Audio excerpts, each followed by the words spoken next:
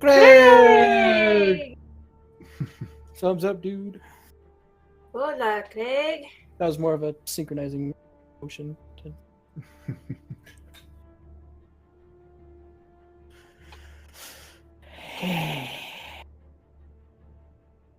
All right. Well, I never did end up preparing an intro, so we don't have an intro tonight. Aw. You guys fought an undead treant and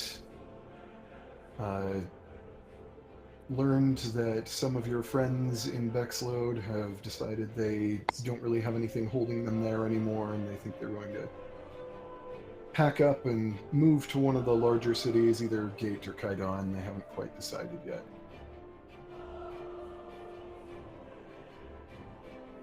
And you are currently in Bexlode, and I believe you had some plans before you head off in the direction of Gate, here and there. Yeah, we had a couple things we wanted to do. Hey, what happened to Chris? Where's he at? Oh, he's hiding. Okay.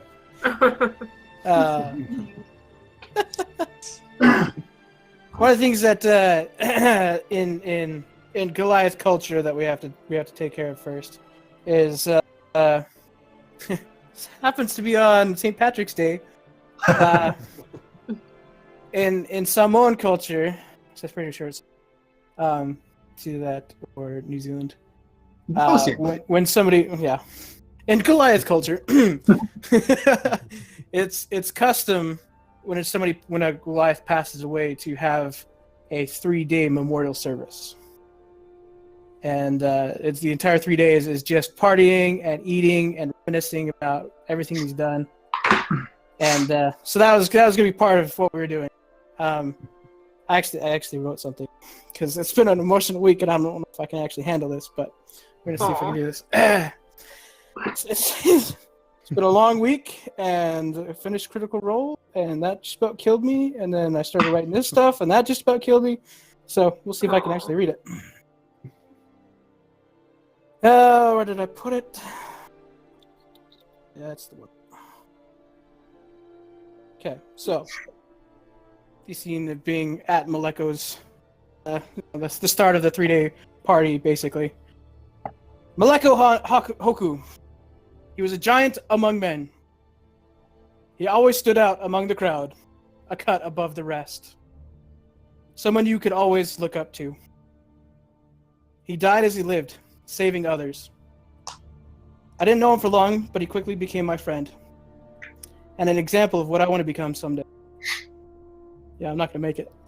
Traditionally, Goliaths are wanderers, and don't stay in one place for too long. I should know. I'm one after all. But he chose to stay here with the Quarry Brights. After we got back from the Hobgoblin City, he was the first one I looked to tell my story to, and to share my bottle of Hobgoblin Brew with. Later that night, after everyone had gone to bed, we sat there leaning against the fireplace, just talking. I asked him how he did it, how he could go from wandering and taking in all the sights that the land has to offer, and just stay in one place like this, as beautiful as this place is. He told me the struggle he faced when he'd returned home after a time away and found his tribe fighting with the sister tribe, and his inability to make them see how foolish it was, and that they needed to make peace.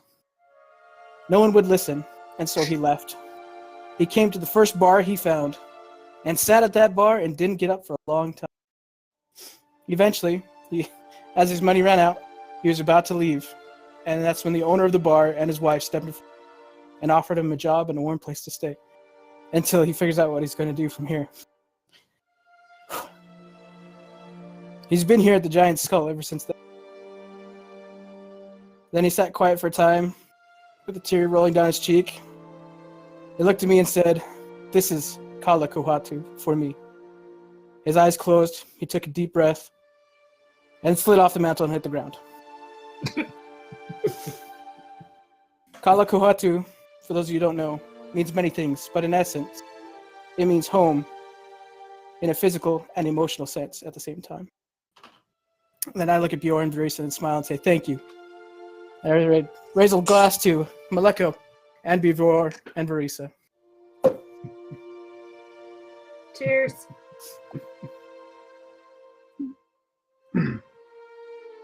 And out of the corner of your eye, through one of the windows, you turn and you see that sitting on a nearby tree branch, staring in, is a pure white eagle. And its eyes meet yours, and it just kind of stares for a few moments, and you feel as if there is an acknowledgement before the eagle takes flight.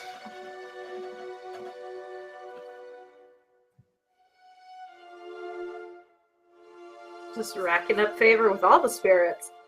The spiritual guy, what can I say?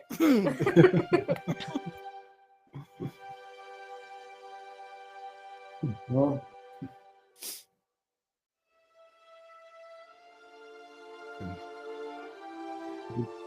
how's it going?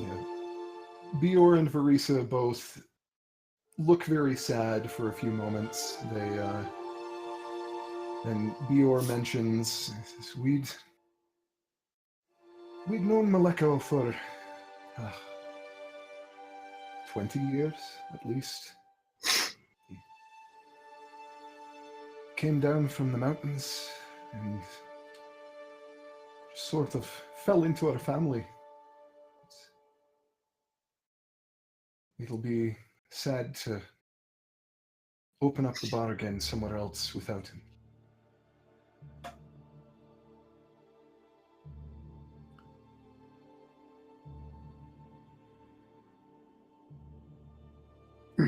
He will be missed. What was that word again, Daniel? Kala Kohatu. Kala apostrophe Kohatu. Oh, I have all kinds of notes about that. If you... Oh yeah, it does. What's the last one? The last half of that. Kohatu. Yeah. Just as it sounds. Maybe name the bar after him. There you go. Well, we had thought about just the old name, the Giant Skull. It's a Seems great like name. it might be in slightly poorer taste now.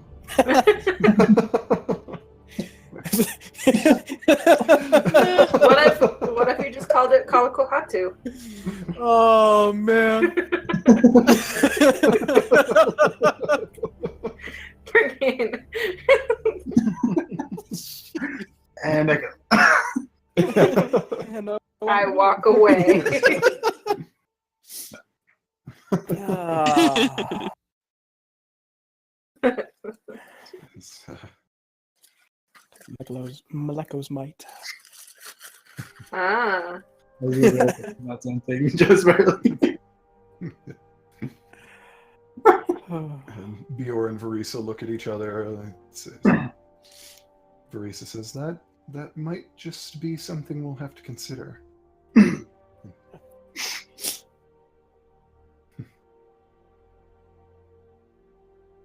Bior says, as we've been speaking, I think we've been leaning towards setting up shop in Kaidan. If you find yourselves down that way, you're always welcome. Thank you. Look out for us. We'll plan on it. Check in with us. Maybe we'll have to tell you the story of why we called this place the Giant Skull to begin with. And Varisa's just like, oh, that's a long story. One I can't wait to hear.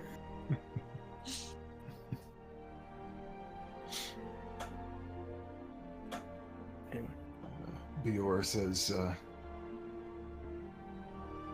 have you lot had the chance to check in on Misha? No, Not since we got back. we have to talk with her. Been worried. We've barely seen her. She's kept to herself.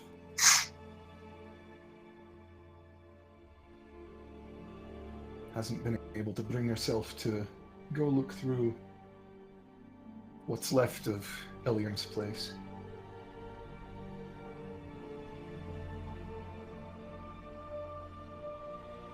If you get the chance, look in on her. Poor girl. I think she might need friends. Yeah, definitely.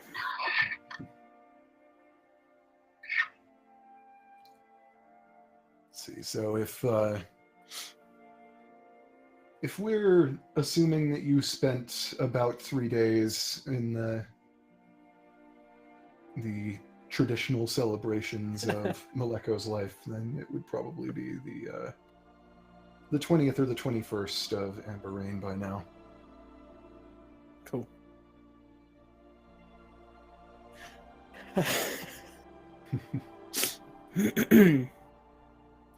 So So we need to figure out where we're going and what we're doing. Yeah. Well, we got to talk to the hobgoblin and talk to Misha. Should we do the Misha? Let's talk to Misha first. Yes. That's a good idea. Yeah. all right.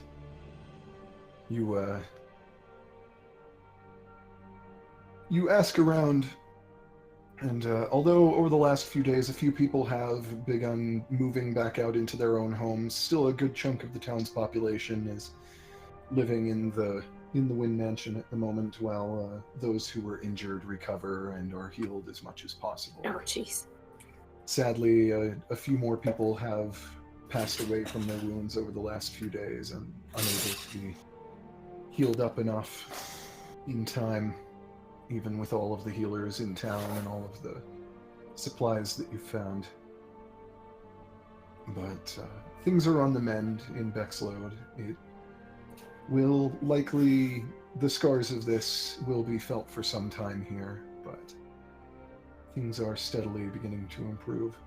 You ask around until you find someone who knows where Misha's been staying. You go find the room that she's been staying in, which is upstairs. It's the solar that you assume had been used by some older women in the Wynn family at some point in the past, and she's been staying in there. She answers. We're getting some weird feedback from somewhere. Yeah. That was me. I pressed button and it wasn't on my text, so Nice. it missed my mic. I see. Sorry. Gosh, way to break it. Trying to take notes. Kill the. I was trying to take notes. I'm sorry. It's all Yeah, good. you I can edit knock that out. on her door and she answers. She her eyes are red and sunken. It looks like she has spent quite a bit of time crying over the last few days. And when she sees all of you, she wipes her eyes and tries to put on a brave face as quickly as she possibly can. I lean down, It's give her a not- hug, and start crying as well. Oh. Somebody's a sympathy crier, apparently. Yeah, she just kind of buries her face in your shoulder and lets out a few sobs. I And find a spot where I can pat her on the back. yeah. After a few moments of this, she manages to recompose herself, and she. So, thank you, all of you, for helping Bior and I. I don't know if we would have made it out of there if you hadn't found us. Yeah. The spirits were with us that day, I tell you what. She. It's a close call. So, it's been a rough few days. You must have heard, but Eliam, he was my teacher for the last several years, died in the attacks. Yeah. You seemed awfully close to him. He was, says my, after my uncle died, he was, he just kind of turned up. He made sure that I was cared for, made sure that he taught me how to do anything with my gifts. And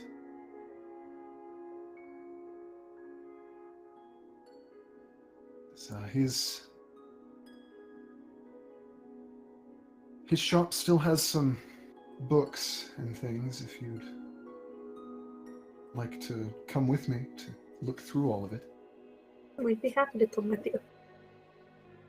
Of course.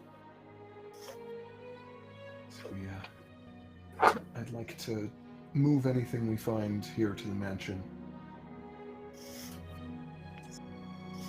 And Are you sure you wouldn't want some of it for yourself to watch over and remember him by?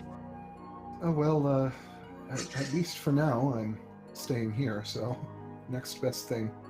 No. If I find another place, I'll move some of it in wherever I go. But you make your way over through the partially destroyed town to the ruins of Eliam's shop, and you can see that it was hit pretty hard by the fires. There is a good chunk of it that is just ashes and skeletal charred remains of the foundation and frame of the building. But towards the back, where his personal room was, his chambers, and some of his library, you can see that some of the shelves were burned, but there are a few that still have some books lining them.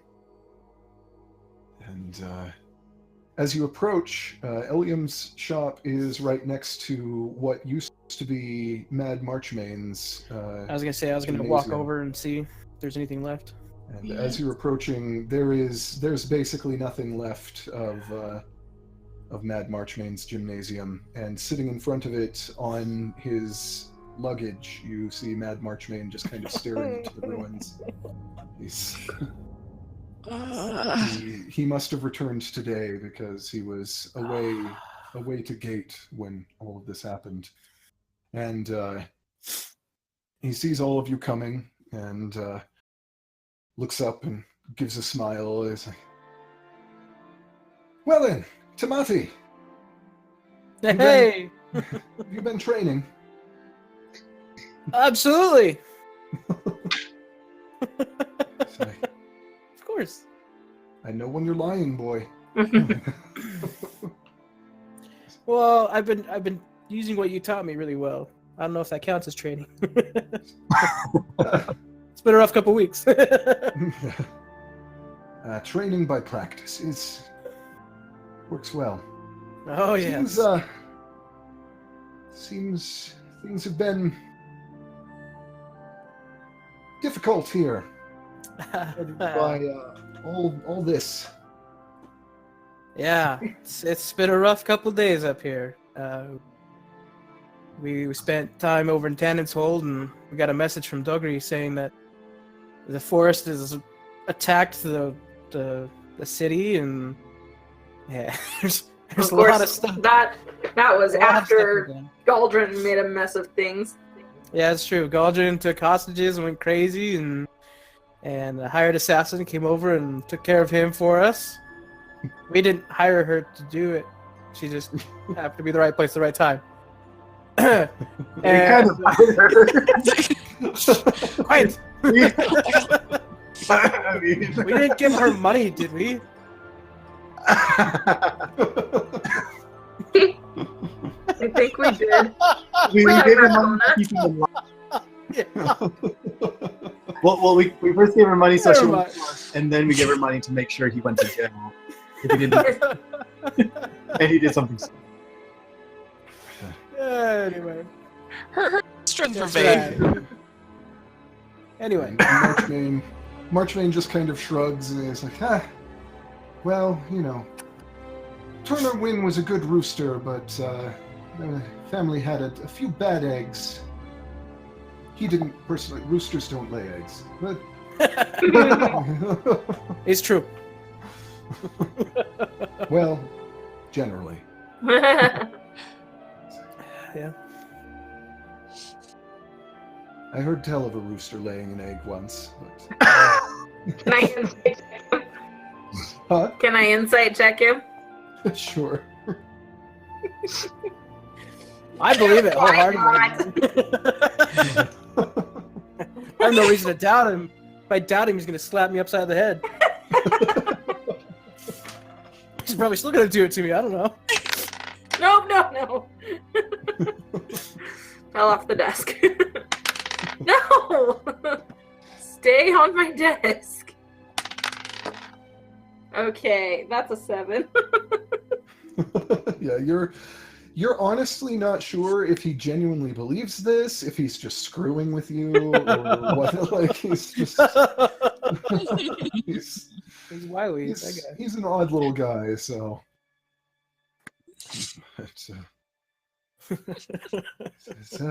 well, okay. But yeah, he looks back at the ruins of his gymnasium and he says, this is all a bit unfortunate. Yeah. Yeah, we wish we were here to stop it, or at least try and help prevent it, but... Can't be helped. Yeah, I guess.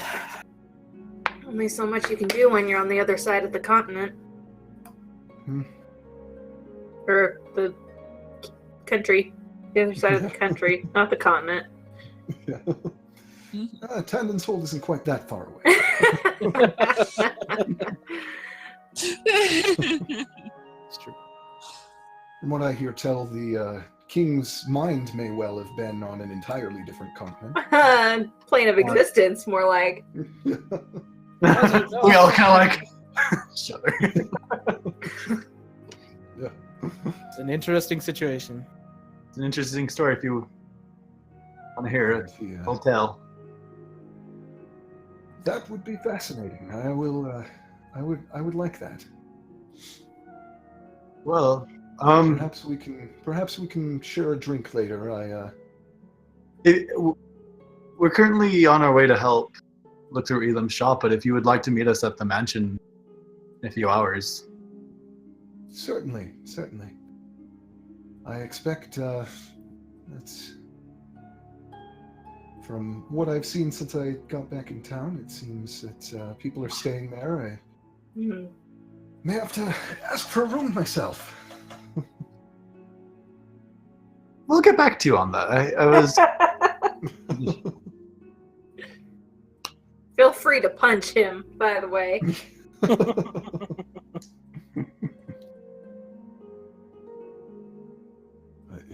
He just kind of bids you good day and goes and begins sifting through the ashes of what's left to see if any of his few belongings actually survived the fire. He didn't have a lot there.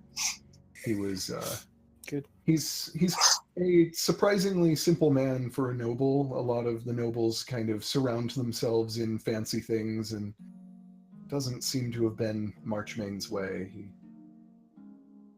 was led a simple existence, so there wasn't a lot for him to lose other than the roof over his head. But you head into what's left of Eliam's shop and begin looking through the books and whatnot. Does anyone want to specifically look through books or go look through what's left of his room? Or... I just want to look. Yeah, just in I'm looking for anything salvageable. Okay. I'm gonna stay with Marchman Okay. because books don't really bother me. I mean, Yeah. I kind of want to like talk with Misha and tell her kind of like what I had been talking to him, like from the globe and what had happened and how I was going to tell him what had happened with like Xenophon thing and kind of like look for information, the catastrophic dragons or whatever. Is anything about it? Yeah, she listens to your story and she says, catastrophic dragons. Can't say I've ever heard anything about that, but Eliam had all sorts of things. That or a shard of knowledge. That sounds vaguely familiar. Come with me, we'll look through some of the shelves and we can pack up the books while we're at it, and anything we don't find anything in, we can... We have a bag of holding to carry some stuff in. Oh, excellent. That will make this easy. And we have a Tamati. Or we did. Right? You left with I'm across the street. You have to come get me. Oh, and I'm also going to ask if she's ever heard of, was it the wizard? Heard of what? Elzik? Was that his name? Elzik? Yeah, the one from the pocket plane. I pull out like the destroyed like spell book, like. Yeah, she looks over it and she says, name sounds vaguely familiar. I think Eliam might have mentioned that name when he was talking about his history. He didn't talk about it a great deal, but he occasionally mentioned his time at the Arcane Academy in Kaidan. He studied there when he was younger. Now that you mention it, I think that Elzik might have been the name of one of his professors there. Kaidan. Yes. Interesting.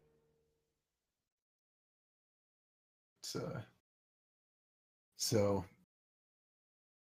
you guys are Rin, since you're just kind of generally looking, roll an investigation check, and Jisu, roll an investigation check since you guys are looking for. Natural I'll be 20. looking with Jisu over. I want to look for a shard of knowledge Elzig references as well. Okay. Help them in that search. All right. So, Rin, with that natural 20. What did you say I'm doing? Investigation. You were just kind of, yeah. Yeah, that's a 21 total. Nice. So, just in case you need to know that. Yeah. You find your way into his personal chambers and are just kind of picking through some of his things, and it looks like he was a little bit of a messy guy. There are just piles of like papers and notes that appear not to have been entirely finished, and sketches of magical circles of various kinds as he was researching things. But you are going through when out of the corner of your eye, you see that one of the boards, the floorboards near the wall right next to his bed, is just kind of sticking up a little bit, and you pull it up, and inside there's a small area that you find a thin book. It's bound in cheap, faded, unmarked leather. And you flip a few pages, you see that most of its pages are blank. Only the first few pages are filled with neat, slanting, handwritten text in dark ink. And this appears to have been his journal, but there's only one entry in the whole thing. He was not very fastidious about keeping a journal, but this entry is dated Flameheart 9th, 4211, which is a bit over 8 years ago. And it says, I'm not sure why I'm writing this. Perhaps because I don't feel it appropriate to speak of it to anyone, but I need to get it outside my head. Should I actually do Eliam's voice for this? Yes. I'll just, perhaps because I don't feel it appropriate to speak of it to anyone, but I need to get it outside my head. It's crowded enough in here as things are. I don't chronicle my life. It seems silly to me. I'm not a man of consequence. Generations to come won't be clamoring to read my journals when I've gone. Odds are this text will just be passed off to some rich twats who bid high on my assets, and it'll languish unnoticed in a box somewhere while they turn my home into a brew hall or a brothel or something more profitable than a scroll shop. Oh. But I need to write this down to make sense of it. I don't know where to start with this. I suppose the beginning is as good a place as any. I was born in a little town in the north of Fenvale called Shayburden in 4155. Quiet place, not much to it. My mother didn't mean to have me. Frankly, I think she was always a bit annoyed that I turned up uninvited. I wasn't unloved, but I wasn't exactly welcome either. It was hard growing up feeling that. There was a tension that I think I always noticed even before I had the mind to be conscious of it. I was 14 when I left. Didn't tell my mother. I think she would have felt obliged to say things she wouldn't have really meant if I had. I know she cared. I know she wanted to give me more. I don't think she had it to give, though. No, it wasn't her fault. Gods know life doesn't always deal us the cards that would make the hand we'd prefer. I worked on a riverboat for a couple of years, up and down the Crately River. Didn't know much about magic, but I had some talent, and that was enough to open a place for a boy who wasn't afraid to load and unload barrels. I lived on the boat, saved every gold piece I earned. I knew I wanted to go to the Arcane Academy. I was almost 17 when we took the river all the way south into Kaidan for the first time. I'd never seen anything like the Grand City. I could see it shining from miles away. Couldn't sleep for excitement that last day. Kaidan is unlike anywhere else in the world. It's not a perfect place, of course. It has slums and dark corners like any city, but the whole place buzzes with potential. By the time we'd arrived, I'd saved up 874 gold, maybe enough for a month at the Arcane Academy, if that, but I didn't know that at the time. Truth is, I more or less cheated my way in. The only proper spell I'd learned by the time I arrived was sleep. When I applied, I knocked out the entrance examiner and one or two of the more intimidating prospects on my way in. Pretended to be some no-talent half-wit with rich parents named Aldous Highcander. The Arch-Chancellor saw right through my deceit, but he saw promise in me too. He wrote me in on a special scholarship, even though I couldn't afford any. Even as a boy, most of my peers saw me as a bit of a dusty old relic, probably because I refused to choose a specialization. Every aspect of magic interested me. I never wanted to limit myself. It wasn't fashionable, of course. A jack of all trades never masters one, and that's the conventional wisdom. I tended to keep to myself, took twice as many classes as the next most diligent student, because I didn't busy myself with the social life. At least until I met Aideen. She was brilliant, beautiful, didn't put up with my assumptions that I knew more than anyone at the academy for a bloody second. I think I loved her the moment I saw her. It took me half a year to convince her I was worth speaking to, and 3 weeks after that we were married. Aww. By the time I graduated, the academy had a spot open for me. I'd been tenured before I knew it, if I could have stood the monotony of teaching. Tried, I really did. But it was also pedestrian. Ordinary. Aideen and I went out wandering just to see what there might be to see. It was wonderful. We went anywhere we wanted, doing field research. Both of us published theories and spells. It went on like that for about 16 years, and then one morning, Aideen was gone. She never bothered to tell me why. All she left was a note that said, "Goodbye, Eliam. I've truly cared for you, and I wish you the best." We were in the Boundlands at the time. Don't know where she went. I doubt I'll ever see her again.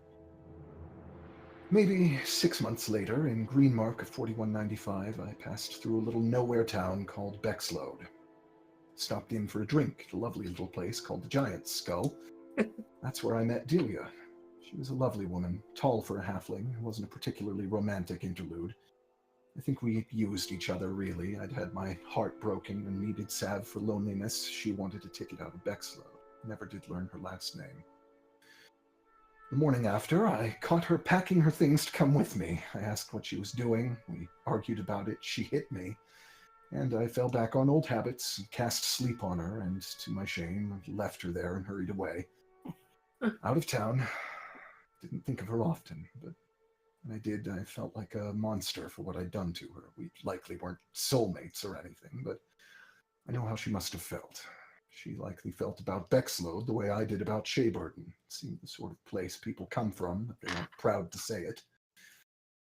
I went on my way, keeping to my business. I'd blow through a town, spend time in its library if it had one, looking at dusty old pages and faded paint and ancient ruins, never speaking to the locals any more than I had to. I spent years and years like that, in a haze, following the routine, like I was just watching my days tick by. I barely noticed when the wind blew me back into Bexlode a month ago, until the gods slapped me a few times about the face to make me pay attention. I sat down for a drink in the Giant Skull and I saw her. I thought she was Delia at first. She looked just like her, but younger. I asked Maleko, the Goliath barkeep, about her, and he told me her name was Misha Sayward. She was 16, a talented young spellcaster. I asked around, and my suspicions were as good as confirmed. Her mother's name was Delia Sayward. The poor woman had died in childbirth. Her Uncle Darian took her in and did his best to raise her, but he died a few months back, poor man. She's been on her own since. Smart girl, got her head on straight, has a real gift for magic. Been here for a month and a half now. I could have left, but I can't leave her like this. I can see myself in her. She's even taller than her mother was. No one can say for sure, but the timing seems right. Seems clear to me. Misha Sayward is probably my daughter. I've let her down. I failed her in ways I never knew, ran away and buried my face in my work while her mother died, never knowing that it may as well have been my fault. Bounced around the continent doing gods know what while she grew up with no one who could explain the things she could do. And now here she is, alone, more alone than I ever was. I bought a house in Bexlode today. I think my research days are over. I don't know if I can tell her. I don't think I could live with her hating me for it.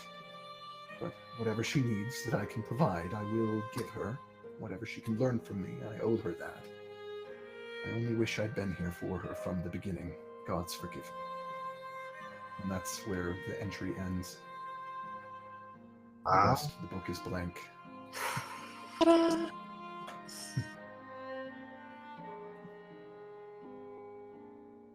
Zafine, are you nearby?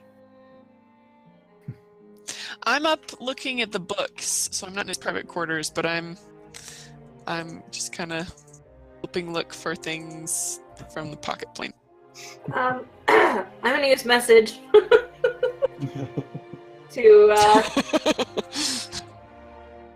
reach out to Zafine and can you come in here for a second? I need to ask your opinion on something. And I think back. Can I think back to her? Yeah, you can Is that how respond. message Yeah. works? I believe you can. Okay. Where are you? I'm in his private quarters. I don't know if I saw where you went. Oh, be there in a minute. I just kind of real casual, like just kind of go in there. Yeah. Just imagine it like a text message thread. Hey, Right. get in here real quick. Right. Did you find something? What's up, Rin?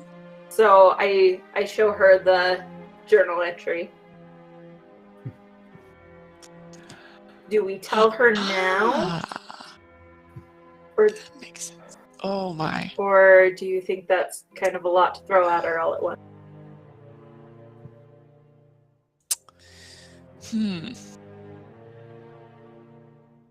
Because Well, I wouldn't want this to get lost in anything that might Sure. happen or transpire. But it is a bit heavy with all of what's going on. What if we do this? What if you give it to her and say, go back to your room at the mansion. We will gather up things here, but you need to read this. But don't read it until you're in your Okay. room. So she can have whatever time she needs to handle that, and we'll take care of everything Okay. here. that sounds like a plan. And I go out and I find Misha. Okay. Before that She happens, is, did we find anything? you Oh, I got an have- 18. I got an 18 on mine. Okay. Yeah, you've been looking through, and you find some vague references to shards in a very old text that it seems to be one of the oldest books that he had in his collection, so far as you can tell. And you're not. It kind of. It speaks about shards as if this is common knowledge that everyone should have. So you are unable to glean a great deal of detail about it, but it is referring to the shards of creation. It says you are able to garner that there are several of them, that but it doesn't have a specific number. You don't see the shard of knowledge mentioned, but there is mention of someone in Oromir having suspected that they may have found the Shard of Grace.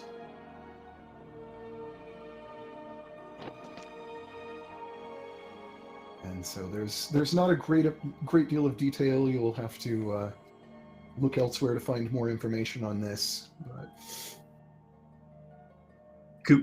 I thank her for her help. Cool.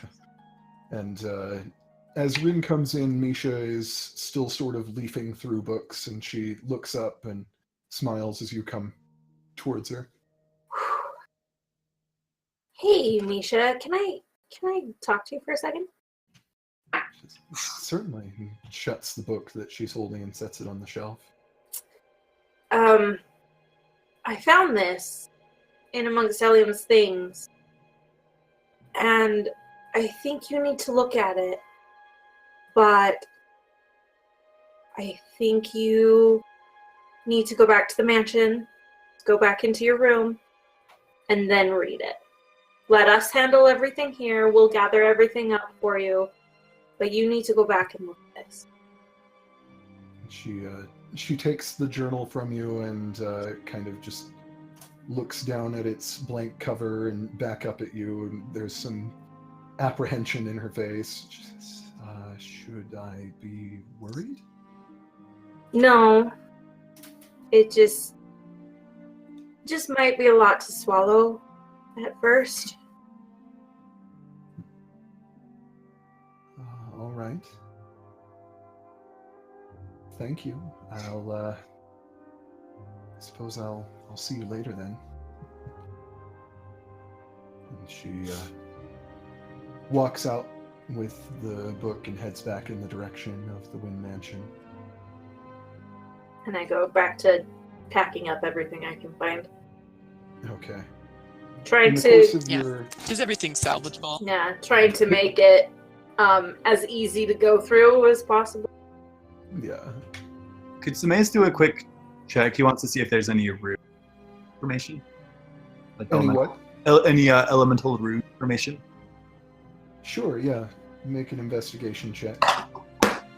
Rin, you also, in the course of looking through things, you find 2 intact spell scrolls. A lot of the spell scrolls that he had prepared were burned up, but there are a few that appear to have burned into, not burned, but blown into the unburned sections with the drafts. And so you find a spell scroll of Spider Climb and a scroll of Remove Curse. Whoa. Spider climb. Is that good? Yeah. Spider climb is like Spider-Man walking up a wall. 16. Nice. Okay. Yeah, Samaeus Ooh, pardon. looks through, as you're packing things up, he looks through a section that has information on runic magic, and he finds a book that details some runes of ice. And so he, like, with... Dude, it's not a magic weapon. Yeah, he, Joyful glee there, right?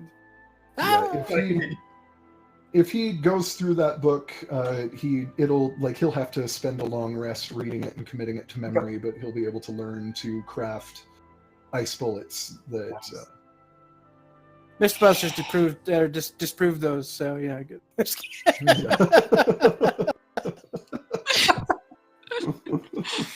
Okay, it's magic. I don't care.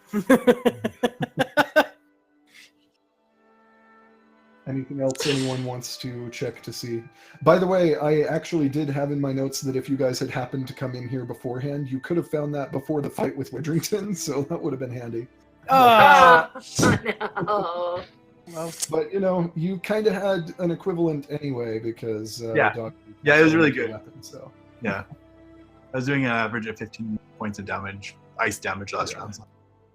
Yeah. Wow. yeah, Do we see his spellbook anywhere? Should we for that? Or did he die with it? Or He died with his spellbook on him, and or like an older spellbook? yeah, you find a couple of copies. Most wizards do keep multiple copies of their spellbooks. Okay. And you do find a spare copy of his spellbook, although you're not sure how out of date it might have been, how recently he transcribed it. Pardon me. But wizards do tend to keep a good chunk of this spellbook is blank. But wizards do tend to keep multiples just in case one of them is destroyed, because they don't want to lose a wealth of information about spells that they've picked up over the years. And so. Cool.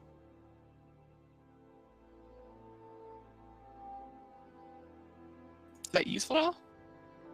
It's not especially useful, just because the way that spells are transcribed is usually in a wizard's own shorthand, and every wizard has their own way of taking things down. So to actually get anything useful out of another wizard's spellbook is borderline impossible, and it certainly, if you do manage, it's extremely annoying, but and time-consuming to sort of decipher the way that their notation systems work, because wizards are pretty much encouraged. Magic is such a personal thing for each wizard that they're pretty much encouraged to come up with their own systems during their education. Well, I toss it to Moss and say, "Hey, aren't you like a wizard or something?" No, but this. mine now. Yeah, mine.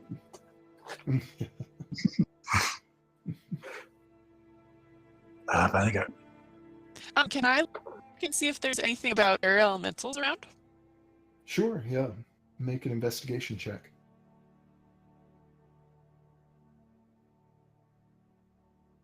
Okay. Investigation.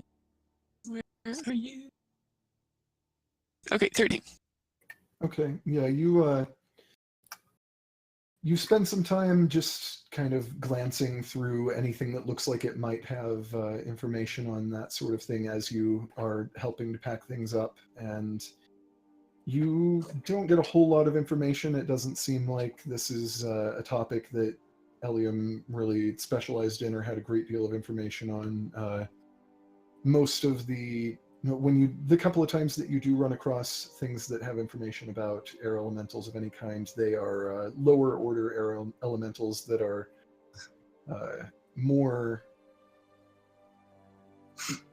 animalistic than they are the more intelligent kinds of air elementals, like Ginny, for instance. But so. Cool.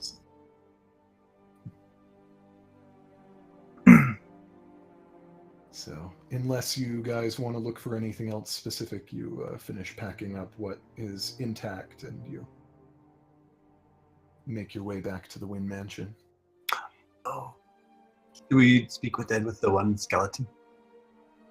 What skeleton? I was wondering if we don't have to do it right away, but we found the globe sphere thing. Oh. So maybe it's just some guy's like shiny, but maybe he like knows. Yeah. Now let me check the details on Speak with Dead to see if you. I think it's like 100 years, so might be a. I could be wrong. that's what I'm wondering is how far you can go back.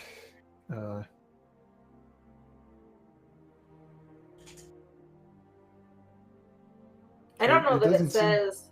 Yeah, it doesn't seem to have It a just limit. says that it can't be used within 10 days of somebody else using it. Yeah. And wouldn't you know it, somebody's already used it. Well, it's like within the Just last 10 days. Probably nobody's been down there. But Totally. Yeah, I mean, if you have questions, then you can certainly go ask. Well, let's get back to the mansion for now, I guess. yeah. Seeing everybody come out of the shop, I'm gonna look at Marchbane and say, "It looks like everybody's done here, so we're headed back to the mansion. You want to join us?" Certainly. And you've just kind of been looking through what's left of his gymnasium, and there's not really anything of great value that has survived, but he does, in one of the piles of debris, manage to find a small medal that the cloth that would have held it around someone's neck is burned away, but the medal itself survived, and he picks it up and just kind of clasps it in his hand, and this is the closest thing to like genuine emotion you've seen on Marchmain. He kind of gets a distant, pained look for a moment before he just tucks it in a pocket and doesn't say anything about it. Just kind of acknowledge that he put it in his pocket. I'm like, "You need help with your bags?"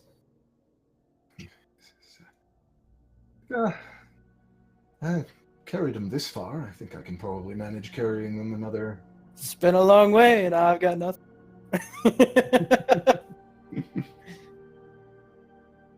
And he's just... It's why we have boxes. You don't need boxes. What are you talking about?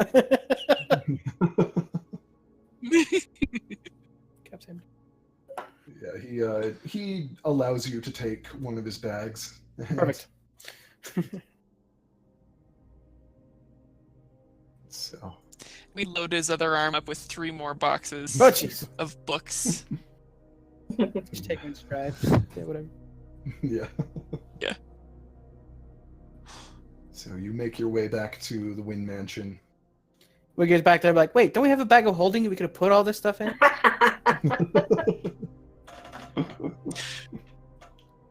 Albert. I'm gonna go up to his room, Say what? take the stuff to her. Oh, yeah. Yeah, she when you knock, she just says, "Come in," and she's I open the Just door saying. very slowly. yeah, she Hey. does look like It's she us. does look How you like she's been doing? crying again. But I she's set down just- my box or 2 that I'm carrying, and I go and yeah, she's just holding the journal closed on her lap, and she says, I always felt like he was the father I never had. I did not realize I was right about that." crazy world, huh? That it is. How do you feel about that? That's quite a big thing. It is. I wish he hadn't been afraid to tell me. I wouldn't have blamed him for any of this. He wasn't in a place to whisk my mother away. That wasn't something he could have done. It wasn't something he was responsible to do. I know he he seems to have felt bad about it, but that wasn't his job. But I just wish he would have told me.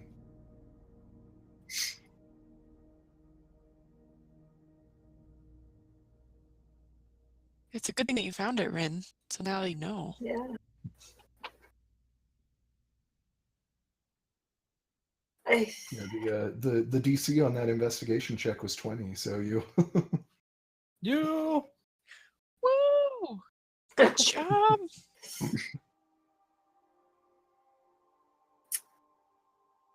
Yeah, she sets the journal aside on the nearby table, and she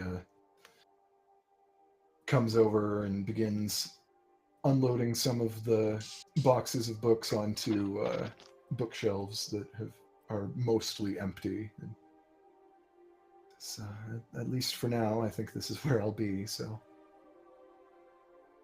might as well make it feel a bit more like one home or another. I start helping Yeah. her unpack books into a bookshelf. I bring in the other 3 boxes that I've been carrying as well.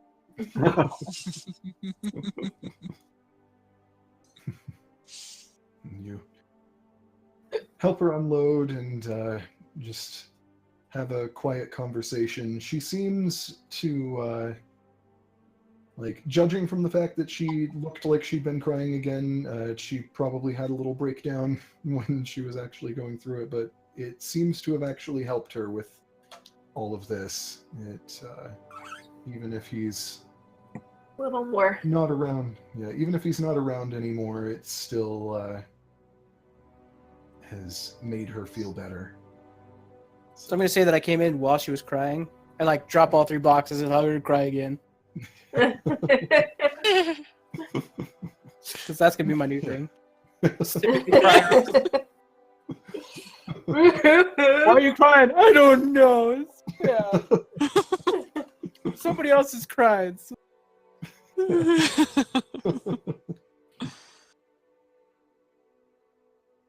But yeah, she, as you're helping her unpack, she just says, like, so at least this explains my height. Yeah? Yeah. This turns out if I'm half human, that explains that. Yeah? Not that Eliam was not very tall, but Well, from what the journal said, it sounds like your mother was strangely tall On the as tall well. side. says, You wish calling I- her strange? No. Says I wish I'd had the chance to know my mother. Yeah. So all these years I've thought I was a halfling. Turns out I'm what people call a farthing. Half human, Farthing, half huh? halfling. Yeah. Cool. Oh, the thing. But yeah, you Can't wait for Canstein. you finish helping her unload everything, and Starting to think that humans have a way of getting around. Mhm. Yep. They're everywhere. Into everybody's business.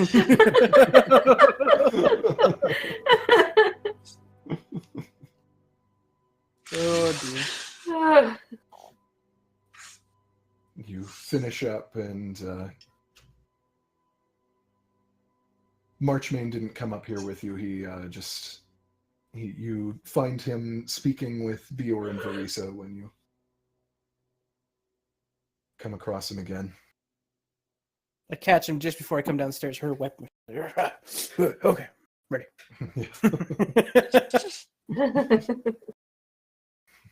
I look like I've been crying.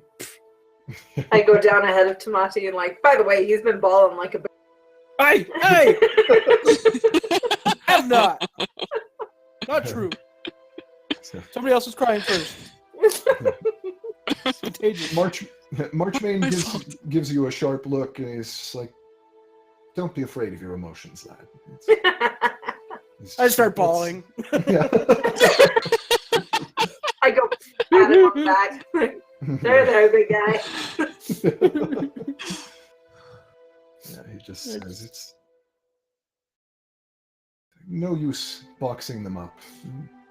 They'll find their way out eventually, and if you box them up and they find their way out the hard way, then it's much worse.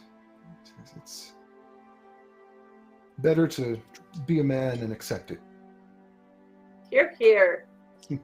For being the Mad Marchman, you're quite wise. It's like, madness is relative, I suppose. Unconventional wisdom.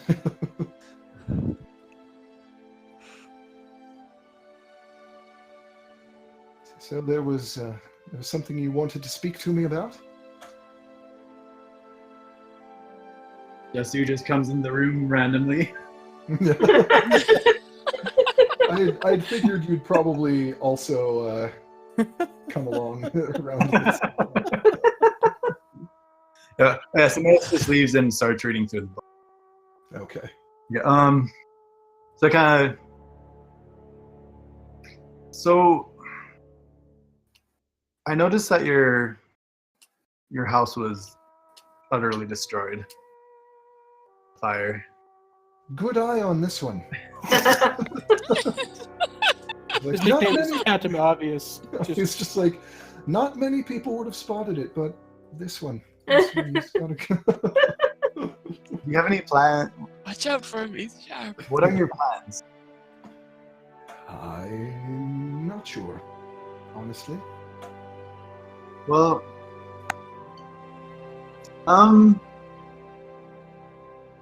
we were wondering, through certain means we were able to obtain the deed to this mansion. And if you need a place to stay for a while, more than welcome to here.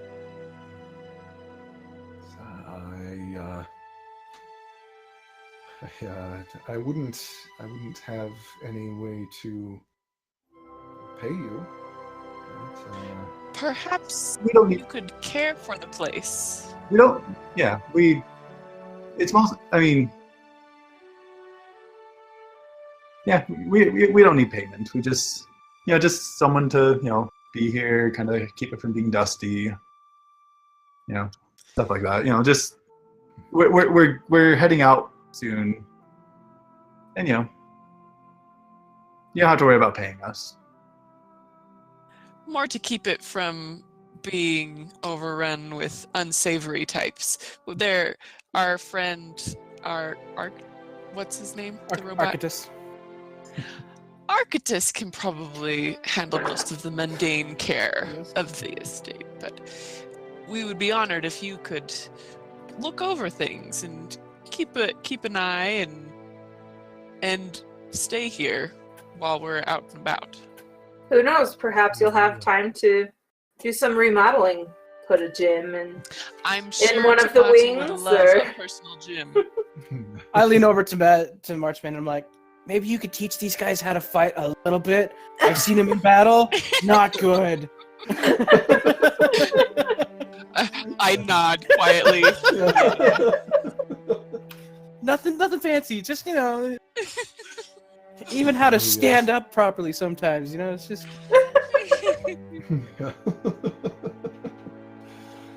I use prestidigitation on Tamati to make his head look like it's on fire again. I didn't roll my eyes. I swear I didn't roll my eyes.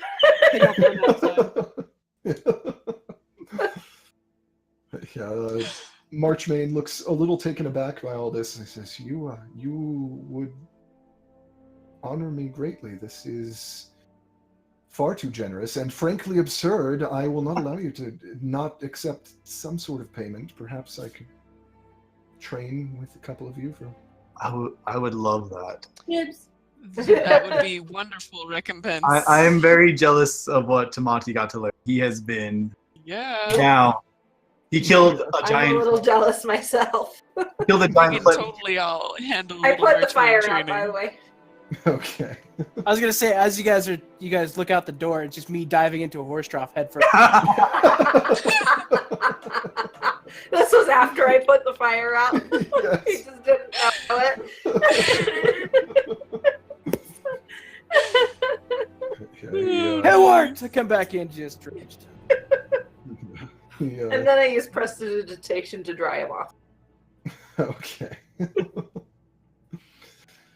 Yeah, he says, I don't know if there's much more that I could impart to Tamati in such a brief time, but anyone else who wishes to train with me, if you'd like to take a few days. I'd like to, yeah. Yep. He says it will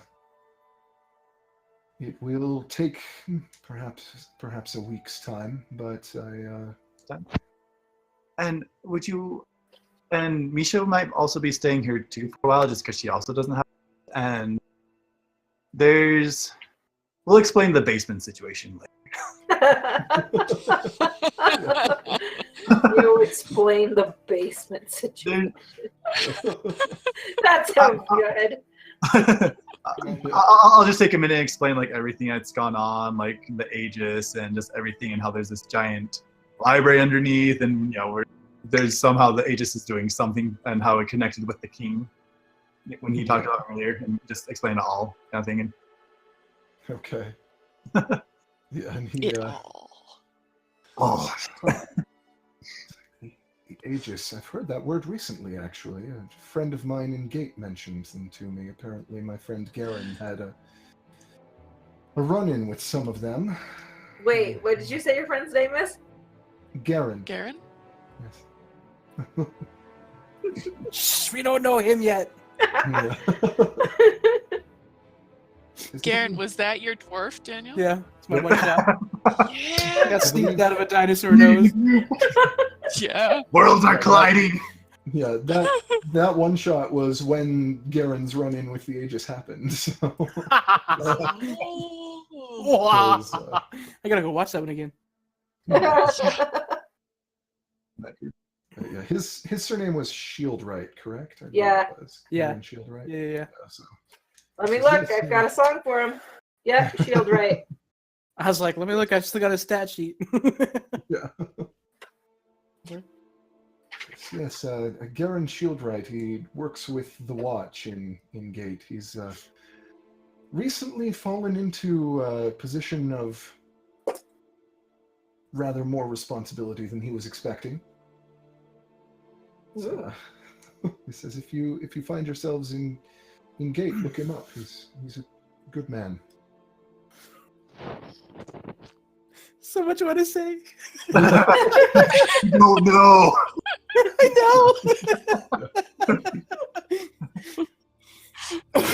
I know it's just like, oh. Yeah. That was part of Marchmane's, part of Garen's backstory. I mentioned a couple of times in his backstory that I gave you that he was friends with Mad Marchmane. So. Holy crap! I totally forgot about that. How could I forget about that?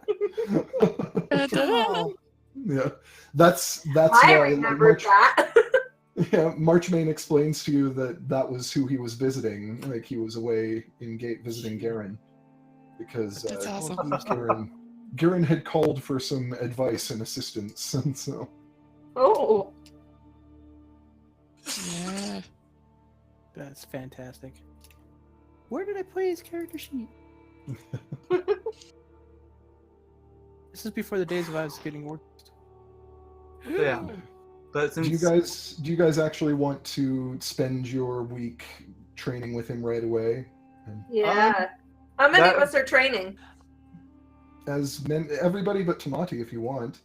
Yeah. Trains in the 1 week, or it's going to be a week for each of them? If you all train at the same time, you can do it in a week. Oh, okay. I'm just join in too, just in case. Okay. So, yeah, I wonder, I probably have to go pretty far back to find it, but there's that list of feats that you can pick up. Everybody can take 1 feat from that list. Sweet.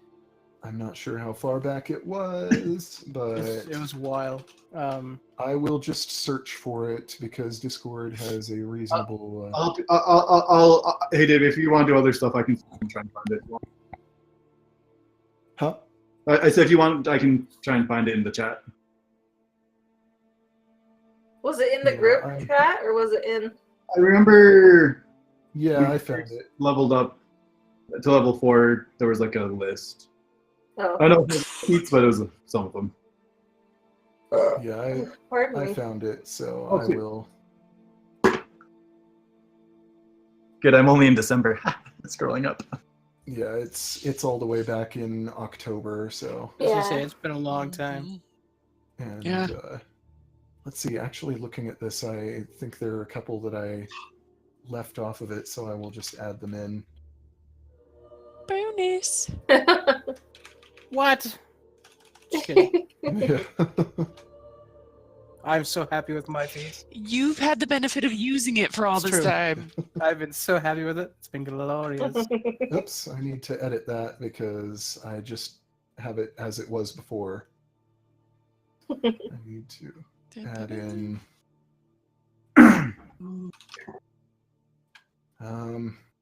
Well, oh, did that not work?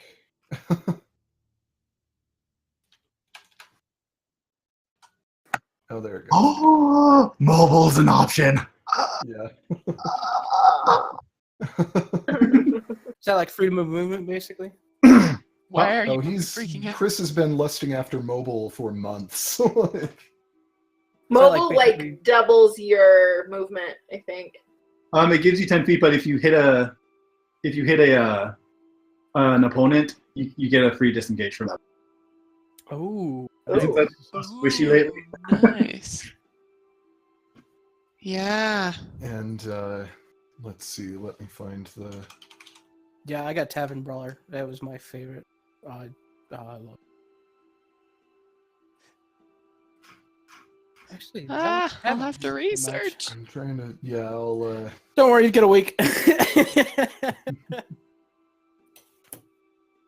Hypothetically, D&D D&D week could be. Week takes 8 minutes and Yeah. Yep. 30-second fight is I 4 can. hours. I can just. I Now can we run all over the roll options initiative. for you real quick. What was that? So I can run over the options for you real quick, so that since you guys may actually want Cool. to pick one right now. that's- Like, Yeah. use them? So Tavern Brawler is improvised weapons. Yeah. So So you gotta have an epic there's. bar fight sometimes, so you can actually use that. Right? I keep trying to find So- really good excuses to use it. Let's just go to like the fire plane to the city of Dis and just like shoot a ankle of like some like fire giant. That sounds like a terrible idea. Have at it. Yeah, so Acrobat increases your dex by 1 to a maximum of 20. You can't exceed 20 this way. It's the only way you can exceed 20 in any stat is magically. It increases your dex score by 1, gives you proficiency or expertise in acrobatics if you already have proficiency. It gives you expertise, and as a bonus action, you can make an acrobatics check with a DC of 15, and if you succeed, for the next turn, like for the rest of your turn, difficult terrain doesn't cost you extra movement to cross. Ooh. Athlete, let me find on the page, increases either your strength or dex by 1. When you're prone, standing up only uses 5 feet of your movement instead of half of your movement. Climbing costs you no extra movement, and you can make a running long jump or a running high jump after moving only 5 feet on foot rather than 10 feet. Brawny is... I will find it here. Increases your strength by 1, gives you proficiency or expertise in athletics, and you count as if you are 1 size larger for the purpose of determining carrying capacity. Charger. That was another cool one I wanted. Yeah, when you use your action to dash, you can use a bonus action to make one melee weapon attack or to shove a creature. If you move at least 10 feet in a straight line immediately before you take this as a bonus action, you either gain a +5 to that attack's damage if you make a melee attack and hit, or you push the target up to 10 feet away from you if you shove and succeed. That looks pretty cool. And dual wielder, you master fighting with 2 weapons, gaining the following benefits. You gain a +1 bonus to AC while you're wielding a separate melee weapon in each hand.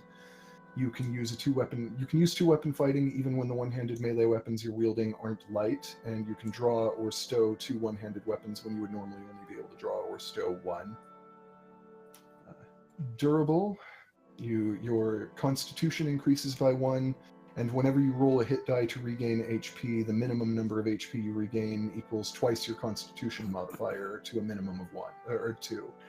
A minimum of 2. And, Which one was that? Durable? Yes. Durable, yeah. Fell-handed is... You master the hand axe, battle axe, great axe, warhammer, and maul. You gain a +1 bonus to attack rolls with any one of those weapons.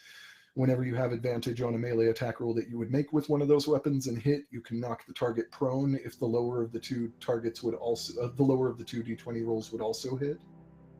Whenever you have disadvantage on a melee roll you make with one of those weapons, the target takes bludgeoning damage equal to your strength modifier with a minimum of 0. You're not going to be dealing negative damage if you're and if the attack misses but the higher of the 2 would have hit. And if you use the help action to aid an ally's melee attack while you're wielding one of those weapons, then you knock the target's shield aside momentarily. In addition to the ally gaining advantage on their attack roll, they also get a +2 to the bonus if the target is using a shield. You did that one, Daniel. Grappler, if I can find it here.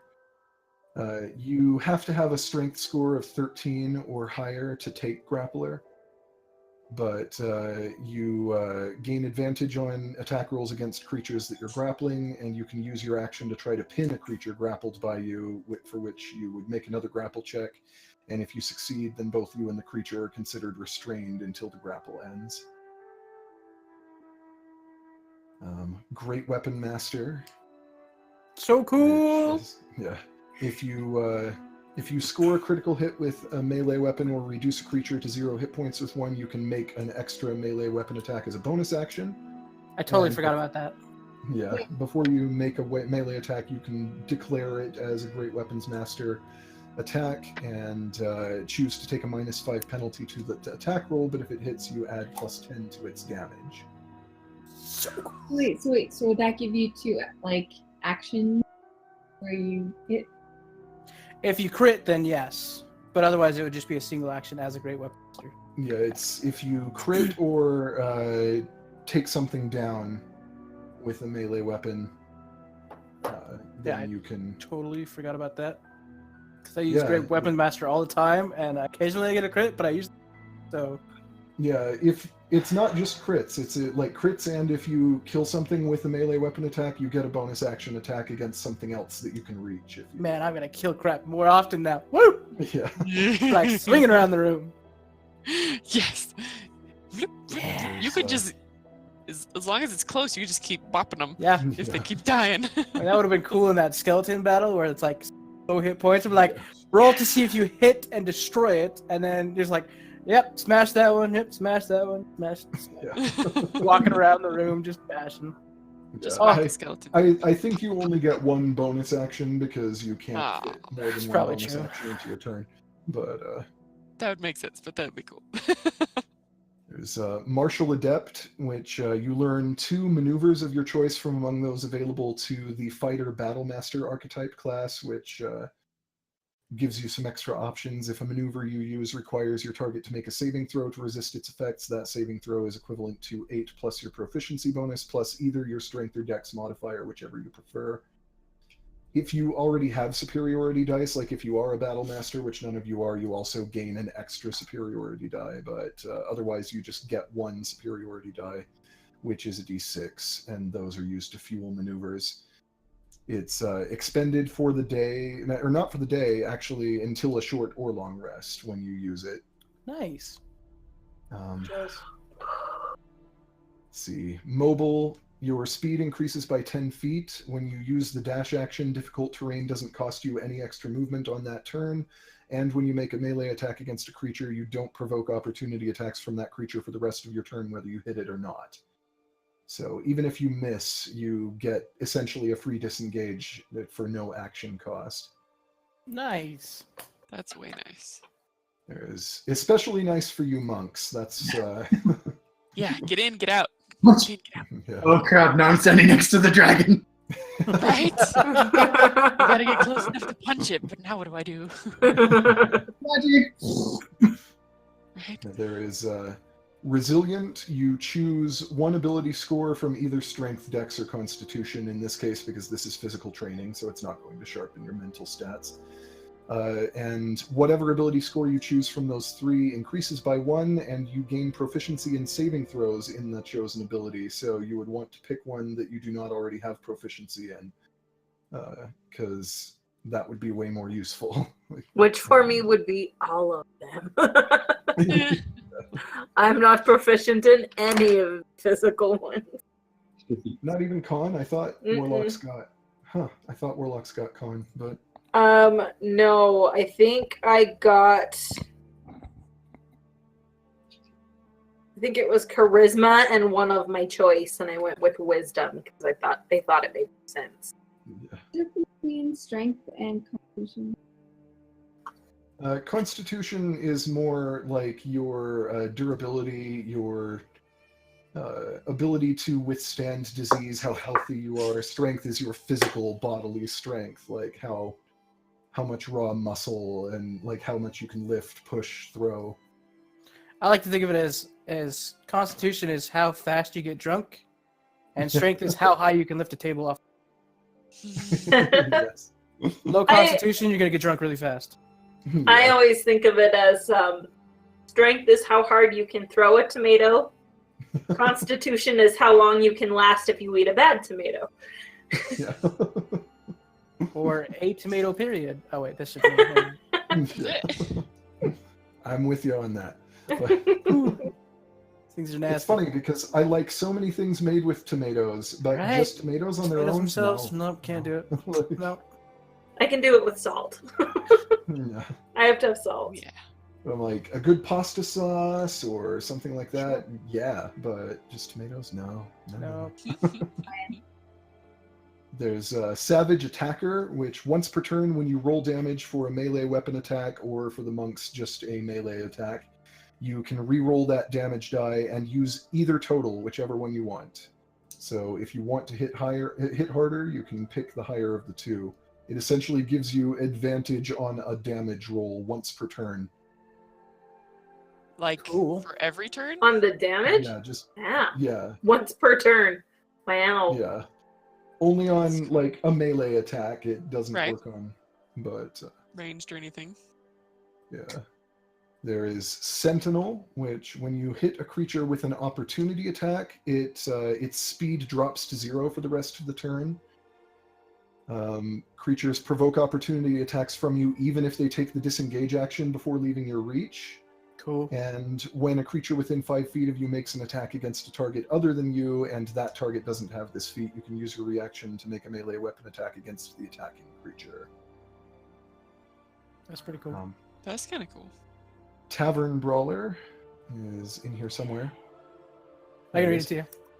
Yeah, your strength or constitution increases by 1, whichever you prefer. You become proficient with improvised weapons, so you can add your proficiency bonus to attack rolls on them. Your unarmed strikes use a d4 for damage instead of being a flat 1.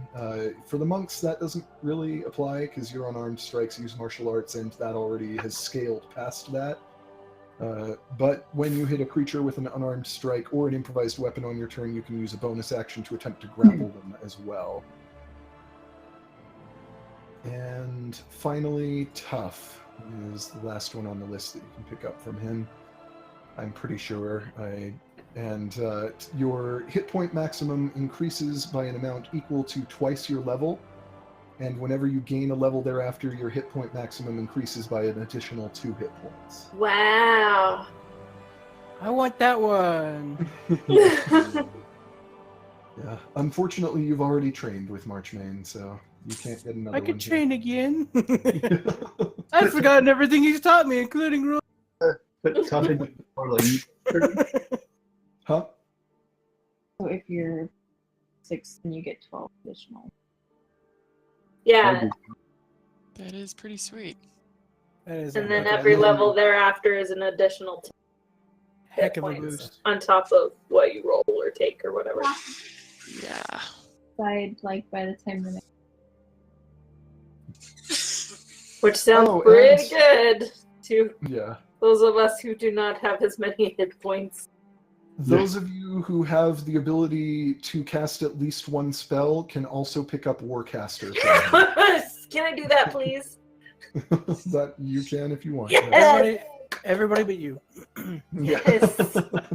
You are excluded. Warcaster to Heidi. Warcaster for me, please. Huh? Could you explain Warcaster to Heidi? Yes. Anytime you have to make a Constitution saving throw to maintain your concentration on a spell from taking damage, you have advantage on that saving throw. So if you want to try to maintain concentration on a spell, that makes it way easier.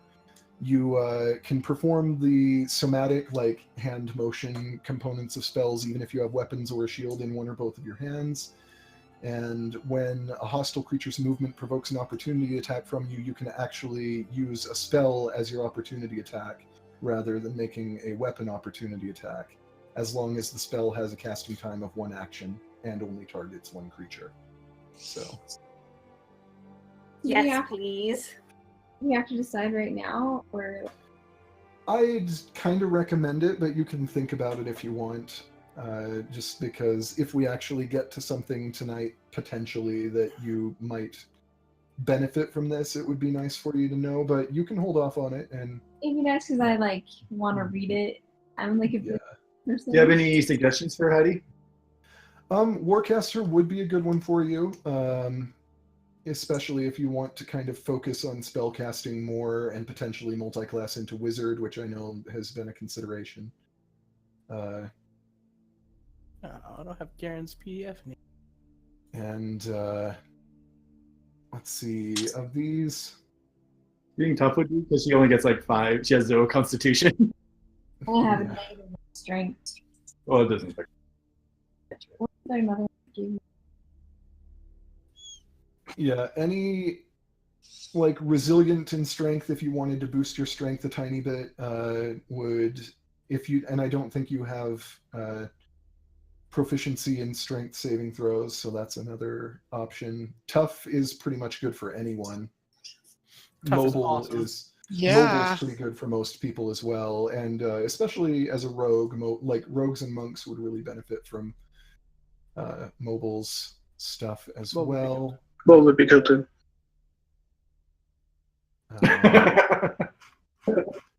Let's see. Durable is good for anybody too.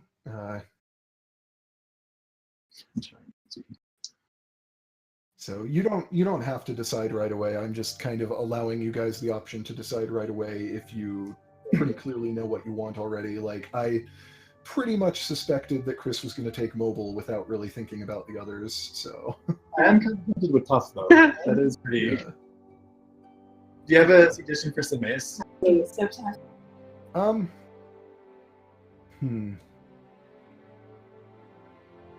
Got a slight echo coming from. That was me.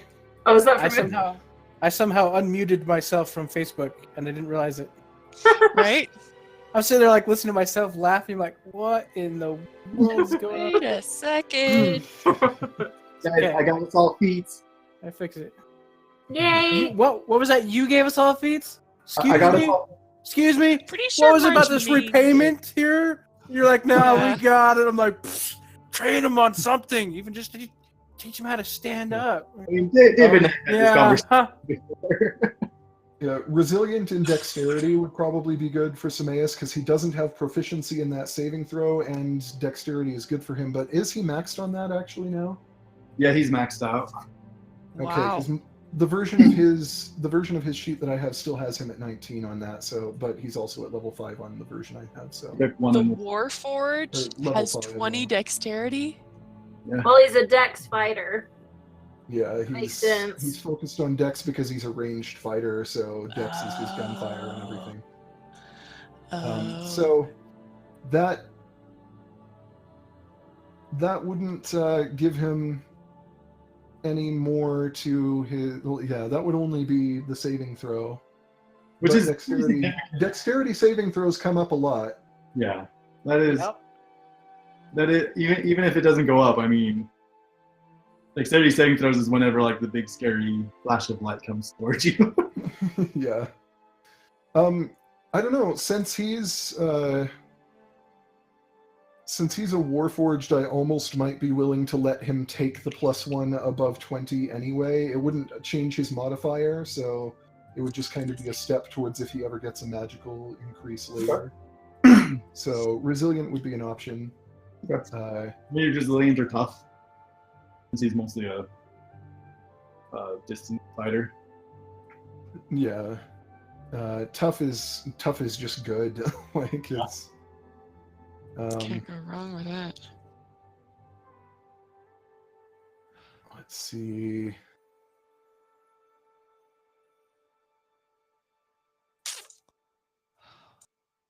I wonder.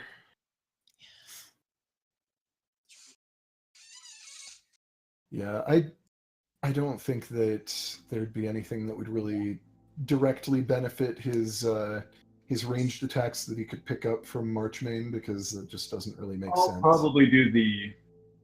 I'll take some time to think about it, but I'll probably do the resilient. Yeah. Let's see. Currently, resilient would bump his dex modifier up to like 8, I think. I might have to. His dex saving throw modifier, that is. There you go.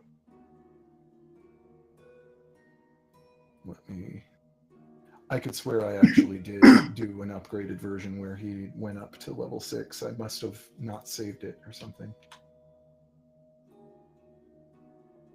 Yeah, he would jump up from +5 to +8 on his dex saving throws. Which, in many cases, would translate to him at least taking only half damage from a lot of like area of effect things and that sort of thing. Yeah, I think I'm just gonna do resilient because that's a little too good to pass up. Yeah. I'm taking Warcaster because I was thinking I would pick that up anyway. Yeah. I figure that even though he's not a spellcaster, you could pick that up from him because it's like practice of casting spells in the middle of combat. So even though it's not his specialty, he can help practice like with train him. me to focus and stuff. he can work with you on that. Yeah. Ha ha ha ha! I'm pretty sure I'm going to take mobile.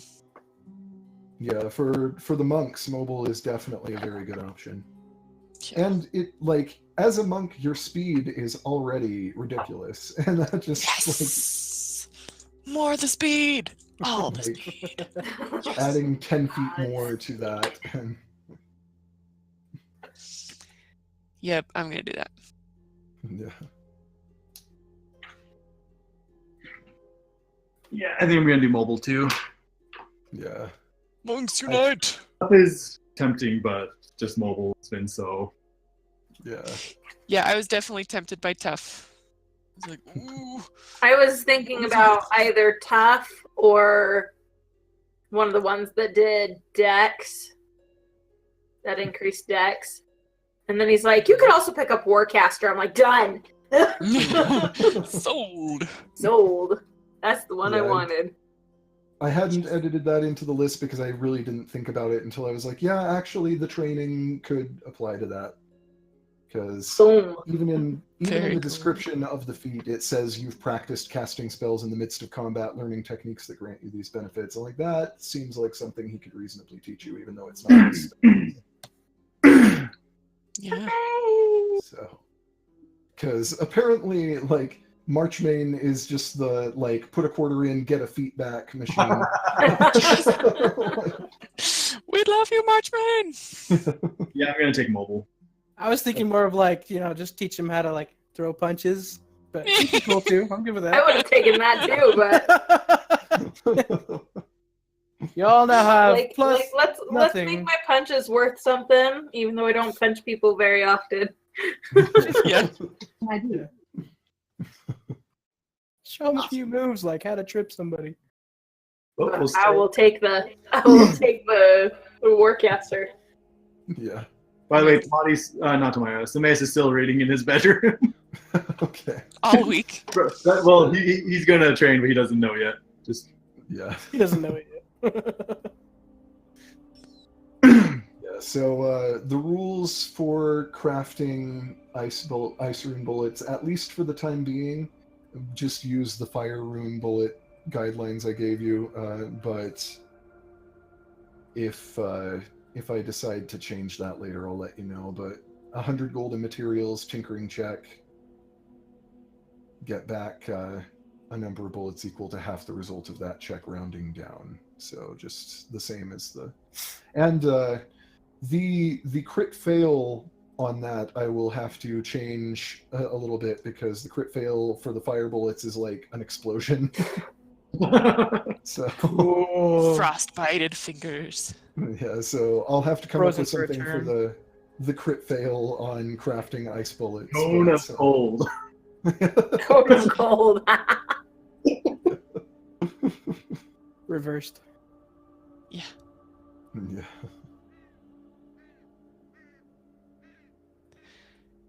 So Apparently through there's this some ambience in week- this track. I was gonna say, I think this is Crows.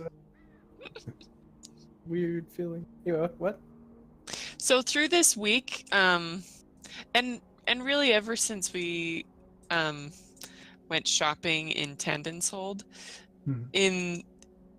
Zafina's been staying up later than everyone else in the end of the day, doing active meditation with her gloves that she got, and she's been pouring whatever key she has left over from the day into those and her meditation. She doesn't really know what she's doing, but Yeah. she figures that it seems like a good idea. Having fun. Yeah, gradually you begin to build up some key that you're imbuing into these gloves, and you get the feeling it's going to take you quite a long time to actually make them particularly useful, but you are beginning to make progress. So Yeah, it's my evening routine. yeah. Yeah. All right, so let's see. Y'all got feet. Yay! My first We feet. all have feet. We all have feet. Yeah. Yes! I don't have to walk around on stubs anymore. Thank heavens.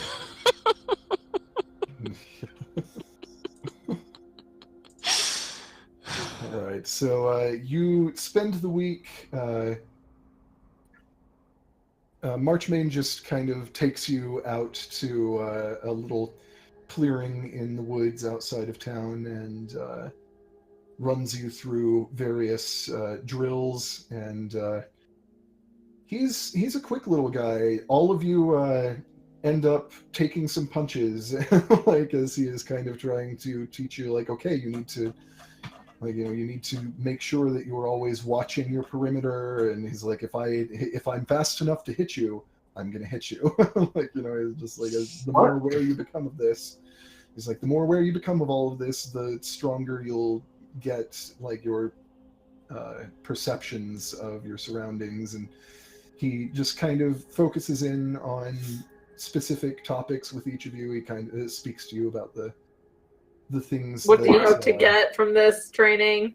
Yeah, like what you want to accomplish, what you want to strengthen, and he works with you individually as well as just general group drills. And it's kind of a grueling week. He has this military air that it's just sort of like a little mini boot camp. And if you like get Awesome. back and complain to Tomates, yeah. I'm sitting on the sideline during most of the combat training, and I wait until I can see that Marchmain is going in for like a quick attack, and I go, "Hey, what's rule number 1?" Just to stall everybody long enough for all the stupid owlbear screeches. This is how I'm getting back at all of you. He's gonna punch you all at least once. Yes. What's rule number 1? Perfect. Pow! Finally! Revenge is sweet. So after a long week, by the Check that off the night, list. yeah, by the evening of the 28th of Amber Rain, you have you feel like you have learned. You've packed a lot of learning into a single week. Marchmain is a very good teacher, and as rough as some of it could be, he does manage to instill quite a bit of knowledge into each of you, and you are able to. You feel a little bit stronger and a little bit quicker, and just like you have come out of this with some knowledge that will be very useful to you. You've definitely paid your keep. I feel like at some point in the week that Ren has just like gotten so stressed out and like exerted herself so much that she just goes off and throws up somewhere. Yeah. Marchmain notices this and just kind of like calls out and is like, "That's good. Get the toxins out of your system." It's like, even if the toxins are nothing more than a bad attitude, better out than in. Yes. I think that Zafine might have went through a little bit of molting. It was intense. Molting. Yeah. And this is where I start grabbing people's feathers to like put them in my mohawk headdress. Because I whenever I got my headdress, like I imagine getting just like mohawk base, but there's no feathers or anything in it. And so that's where I'm like, let's see, I'll just slowly take Loki's feathers as they fall off, and Zafine's feathers, and then we're gonna steal some of Tatiel's feathers. Yeah. That would be amazing. Make my mohawk out of these blue, green, and black feathered mohawk. That would be amazing. So Yeah. that's why I adjusted the temperature of that picture that Awesome. I have of me with my mohawk, and Yeah. it kind of fit really well. I was like, yes. Yeah. Anyway, perfect opportunity. I'm like sitting on the sidelines, like, Yeah. Yeah, you're it's over there, like weaving them into my headdress, just watching. What's rule number 45? I don't even know that one. Let's keep going. Yeah, revenge is sweet. Yeah. And Marchmain says, "Rule number 45: don't distract the other students," and chucks a rock at you that hits you in the head. Dang it!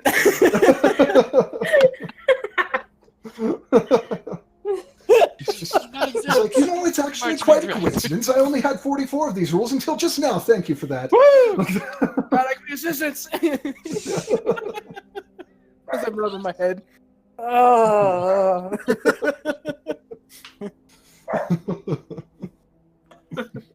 I'm glad I could help.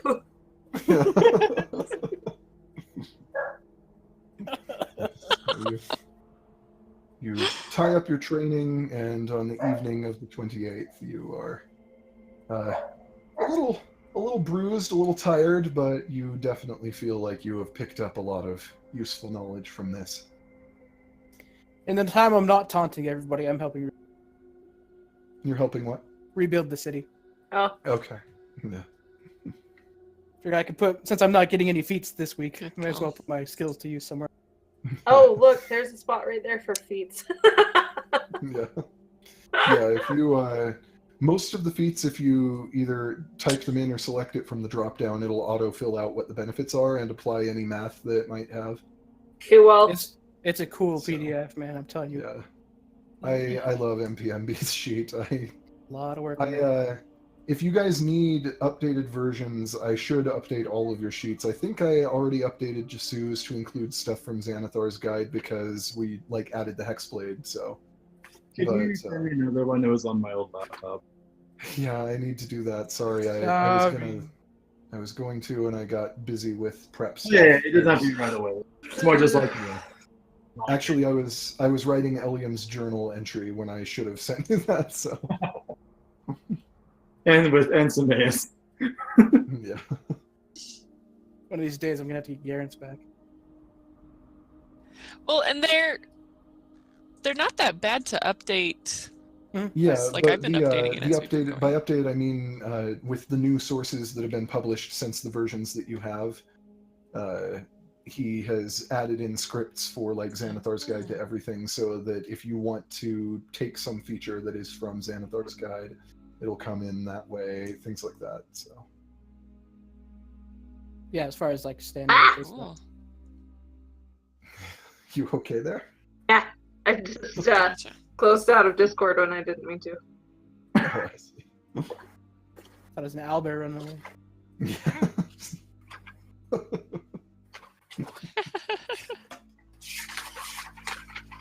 Yeah, I've been planning for months trying to figure out how to get back at you. Great opportunity. The rule number 45: don't distract the other students. Yeah. So worth it. So worth it. I would say that Loki kind of emotionally resonates with Rin a little bit, so under the stress of the week, Loki is also molting a little more, so you probably get a good number of feathers out of this experience. Excellent. Love it. Nice. So happy. That's awesome. Tathael is not training with him, but Yeah. Like I said, for hers, it'd be more like, I'm making this really cool headdress. Can I have some? And she'd be like, I'll think about it. Tathael would agree to spare feathers. I I'll don't let need you many, know. just make it look. Yeah, she's able to give you a reasonable supply without actually hurting herself because she's an angel. She can just kind of grow those back as she pleases. So Yeah. Awesome! I'm so excited. And although she does mention to you that if you will them to stop, they will stop, but they faintly glow. Naturally, but you can will them to stop if it's in something that you were wearing. Just give me dark vision. They don't glow that strongly, but you know what? I'd say there are probably enough there to cast dim light. So. Oh yes! I don't have to carry some other person to keep my torch alive.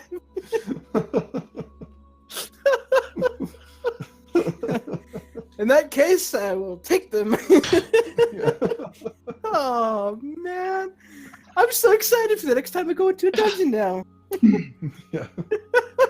So, partway through the week, after they've done as much as they can to help rebuild the town, Bior and Varisa and Dogri have packed up their things on a cart that they've purchased, and it's probably a couple of days ago now that they bid you all farewell and good luck and set off for... And Dogri left with them, I assume? Yeah. But she said she told all of you that she wanted to see you again to make sure that when you visit Kaidan that you drop in at whatever Bior and Varisa name their new tavern, and that if you need anything done, she will reopen the Gemstone Anvil, her blacksmith shop, down there. Watch for you. Actually, as well, Wonderful. let me see. Yeah, Arla decides to accompany them. Cool. And so there's a tearful goodbye between the sisters, but she says she knows that you'll see each other again. Stay safe out there, baby sister. It's just this. Are you kidding me? I'll be safer than you. What? She's like, are you kidding me? I'll be safer than you. That's true. You're a tank, and I am not. You stay safe out there. I think I'm in good hands. She says, I don't know that I'll stay in Kaidan, but I at least want to see our friends off. And so I'm not sure where I'll run into you next, but she says, if I can contact you, if I need you, I'll find a way to get to you. I look forward to it. She gives you a hug and climbs into the back of the cart alongside Bjorn, Verisa, and Dogry's things. Rides away.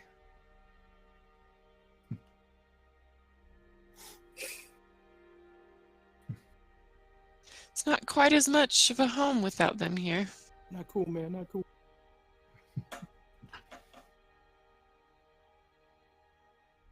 But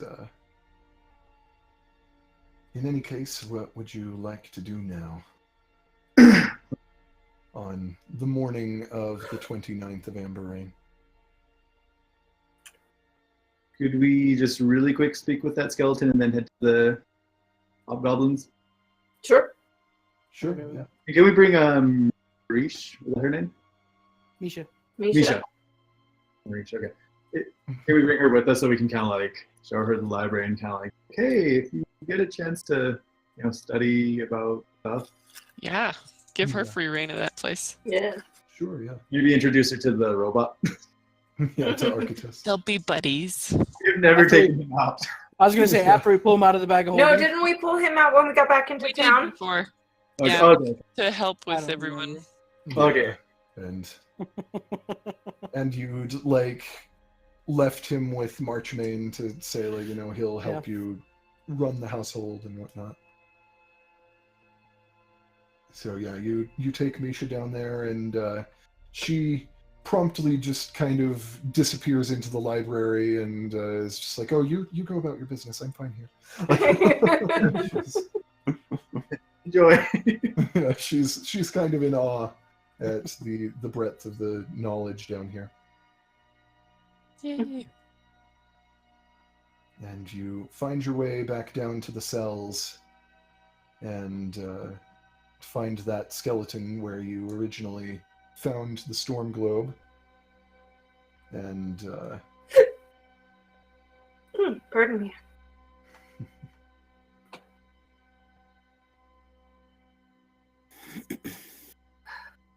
Okay. I go up to the skeleton and I cast Speak with Dead. okay. There is a swirl of energy, a faint outline that seems to lace itself over the bones as if it was partially reforming what this individual might have looked like in life in this just kind of faint glowing smoke. And there is a dim light that forms in the eyes.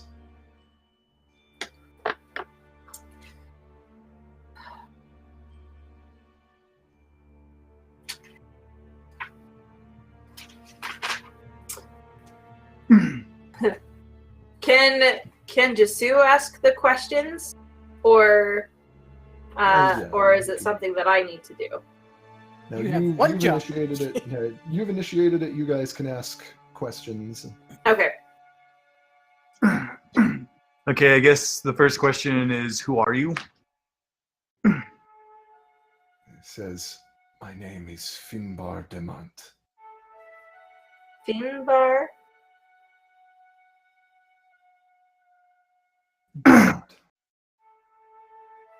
Finbar Dama. Oh, actually, it could be more like who are you? Not just the name. Huh? It could be more like who are you, not just the That is as much of an answer as he is inclined to. I'll ask him. Even in the spell's description, it says answers are usually brief, cryptic, or repetitive, and the corpse is under no compulsion to offer a truthful answer if you're hostile to it or it recognizes you as an enemy, that sort of thing. How did you acquire this sphere? Or the stone? And he says,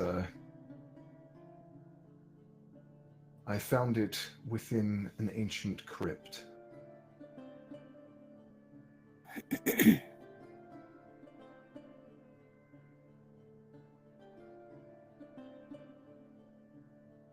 Where is the crypt located?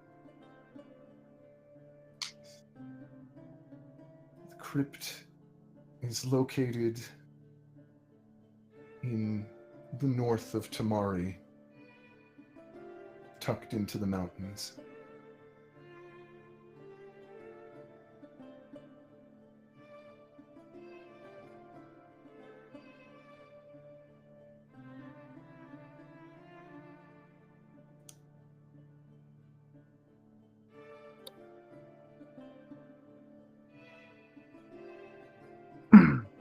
What?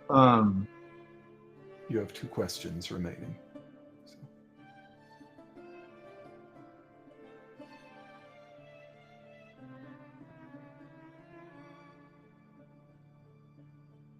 I guess. Where's the name of a town? What's like a name of a town close to it? Let's see.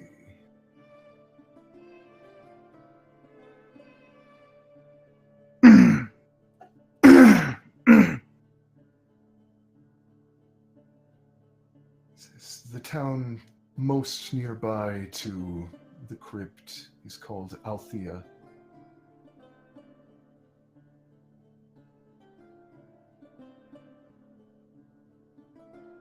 Anyone got any good last questions to think of? What is the average speed of an Ow! You mean an African sparrow or a European sparrow? What was the name of the town? Althea. Althea.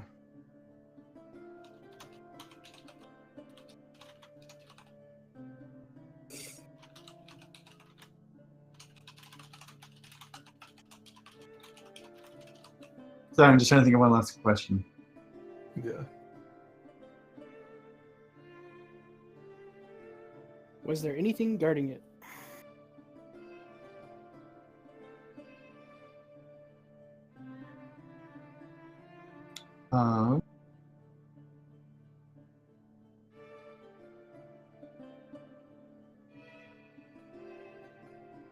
Sorry, I'm trying to.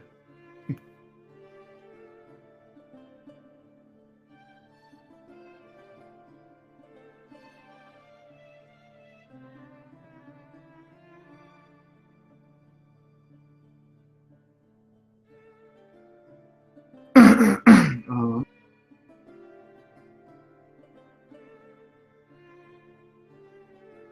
shoot.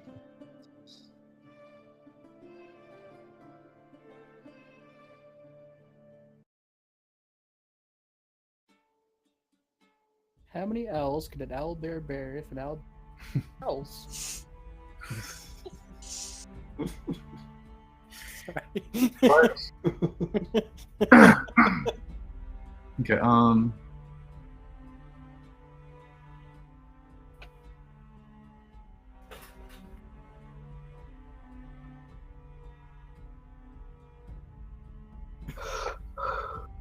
Okay.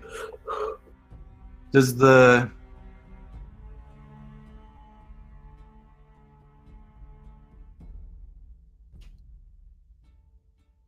shoot? I'm sorry, guys. You're good.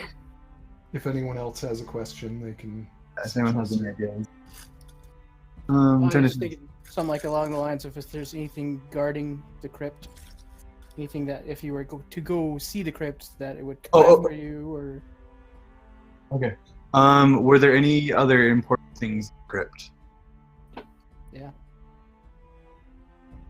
And he responds, "The crypt was an important place for my masters and contains many important things." Sounds like a dungeon to go hit up. And with that, the magic fades from the corpse's eyes. So many more questions. Why didn't we do this before the 7-day training? Right. Okay, well, some good information. And then, before we go, one last thing I just want to ask. Since Semaeus is in history, I just wanted to ask if he had heard anything about a shard of... A shard of what? A shard of grace. If he ever heard like any legends or history about it. Since he's from there and... Yeah, he can make a history check, yeah. That is...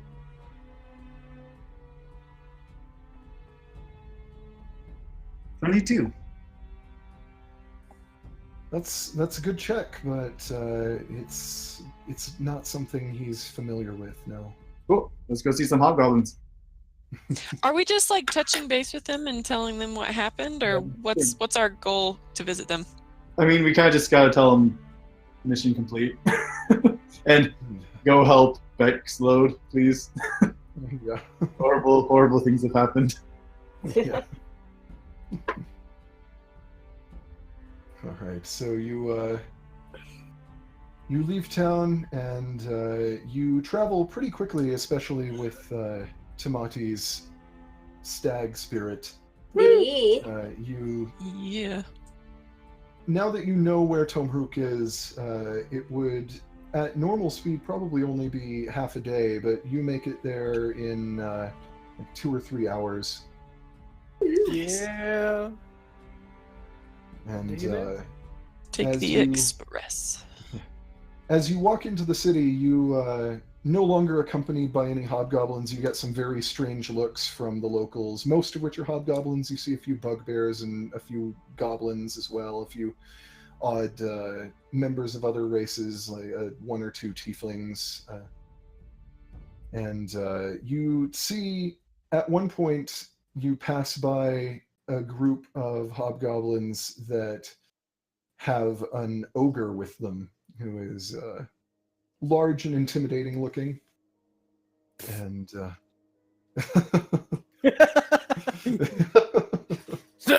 Keep it.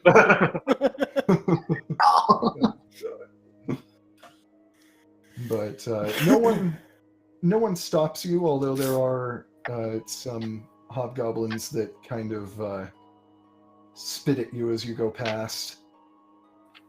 Well, hello to you too. Yeah, many of the ones that seem outwardly hostile to you you notice are wearing most of them are in at least partial armor. Hobgoblins generally, even in their everyday life, wear at least partial armor. They've been historically a pretty warlike people, so it is just a custom that is close to their hearts. But on the breastplates on the left side, you see a symbol scrawled in white paint. A simple symbol that is sort of like an X that is enclosed within the shape of a circle, but the X does not meet the edges. And there are dots between the bars of the X. And all of the ones who seem hostile generally are openly wearing this symbol. Interesting. Very interesting.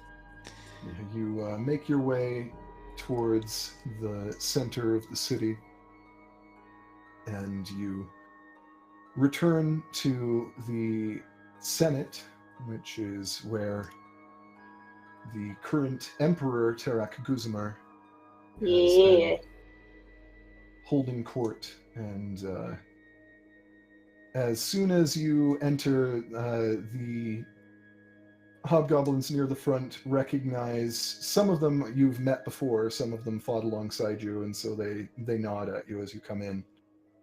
And some of them you have not met, but they recognize whoever's wearing the necklace that was. Yeah. Like they recognize that symbol and they stand up a little straighter and salute. As you should. Just And kidding. they Booba in the making. What I meant to say was as you Grand would. Booba in the making. Yes, Grand Poobah. Yes. And they quickly show you into the throne room, where you see a very tired-looking Guzamar. And he smiles very briefly as he sees you. He's never been the type to wear a smile too readily, so it does not stay very long. Sure. He says, the Emerald Wing. It's good to see all of you. It's good to see you too, Tarek. How have Emperor. Yeah. These formalities. I find them very tiresome. Yeah, we all do, I think. Yeah. How have things proceeded with? Oh man, let me tell you in detail the last 2 weeks we've had. And that's what happened. So, you guys have got a good foot in tandem's hold now. The 10 hobgoblins you sent with us are all ambassadors. Awesome. It is good to hear that the outside world is considering the possibility, at the very least, of negotiating with us. It'll be slow, but I think it'll be good. It sounds like you have had a similarly eventful couple of weeks. Similarly. Yeah. Oh, do we mention what Tathael said about like why all the priests died? You can bring that up if you want. Yeah. I bring it up. I remember just enough to bring it up, and then Yeah. At the moment, he was about to explain what his what things have been like here in Tomruk for the last few weeks. By the way. Yeah, but he says, yes, since your last visit here, I have put down 2 insurrections and killed an assassin who decided it would be a wise idea to try to crawl in through the window of my chambers late at night. Whew. Oh boy. Grave mistake.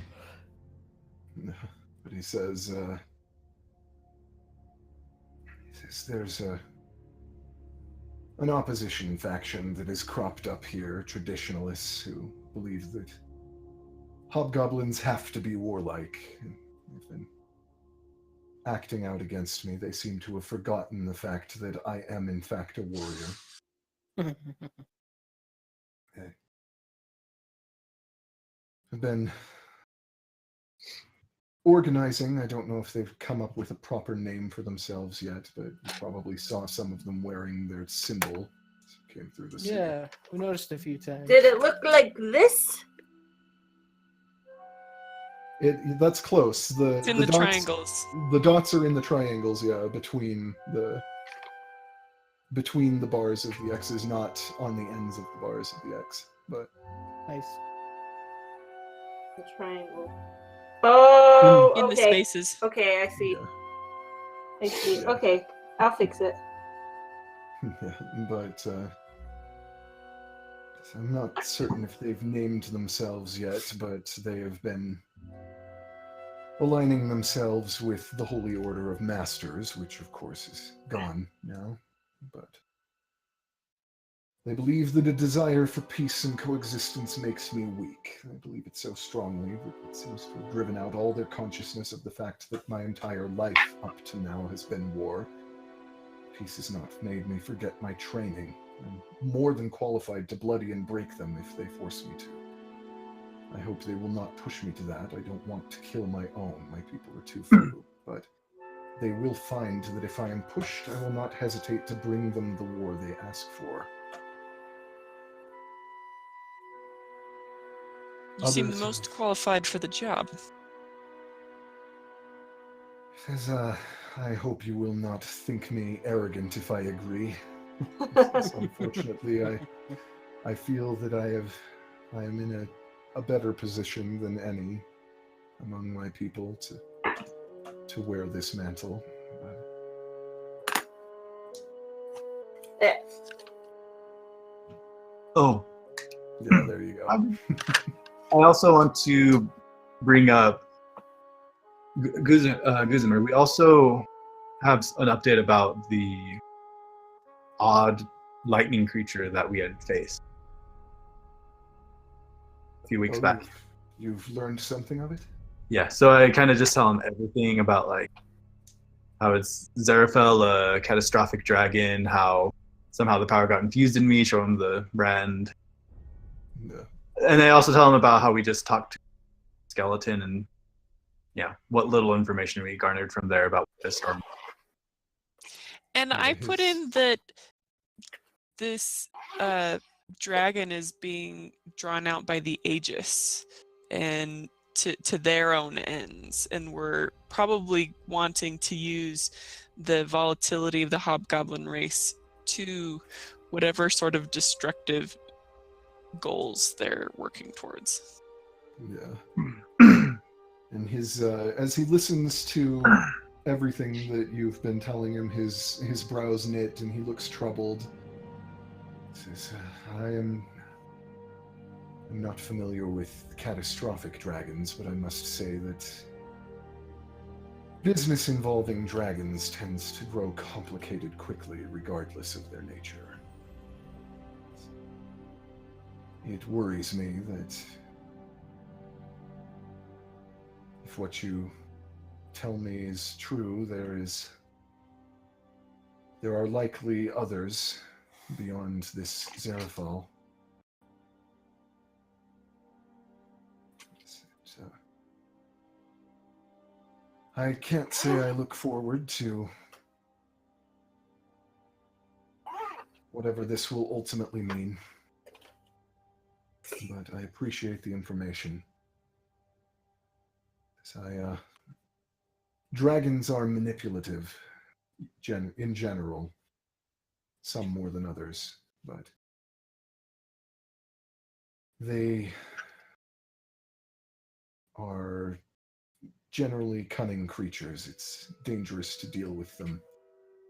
I would not be surprised if an especially powerful dragon like this was the cause of some of the other generals having turned. Just be careful, because the one who we were chasing changed. He was able to change his appearance and got the balance. So be very, very vigilant. We will be even more cautious than usual. Sorry, I brought up all the priests died, right? Yeah, I will say that came up during the conversation, and that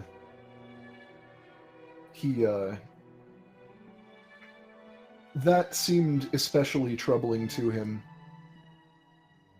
But he,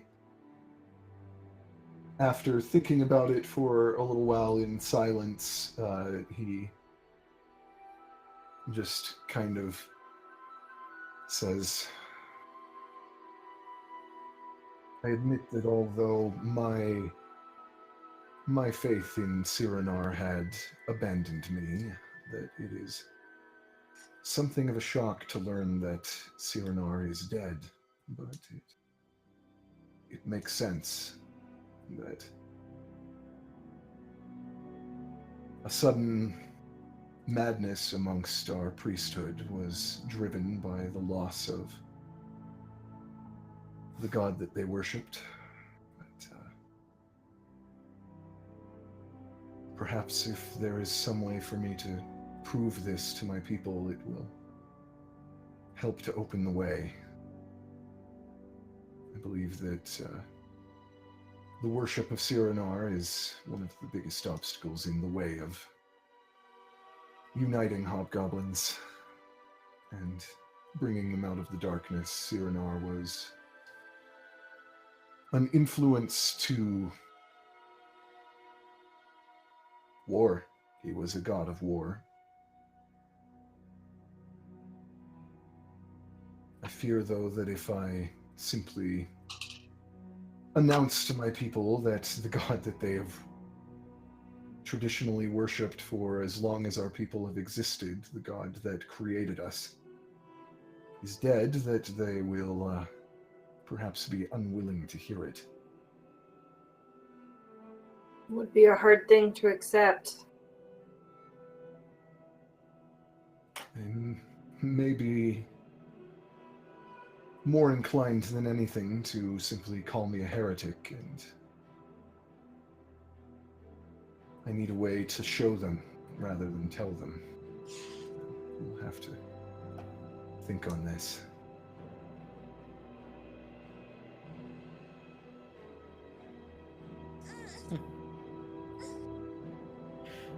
Well, if there's anything we can do, whether while we're here or otherwise, don't hesitate to let us know. I appreciate your assistance. I believe we, for the moment at least, have things in hand, Good. but if I have need of you, that necklace can be a two-way point of communication. I will call on you if I feel that I have need of you. I just gained a cool new ability where I can run really fast, so we can be here pretty quick. Depending on how far we are, but it'll be pretty quick.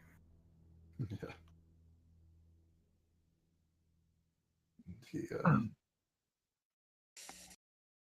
Yes,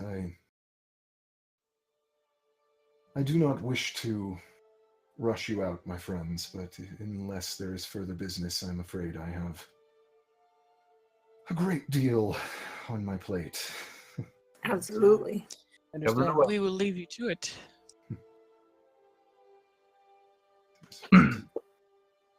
And we walk away. Yeah, he says, I do wish to reiterate that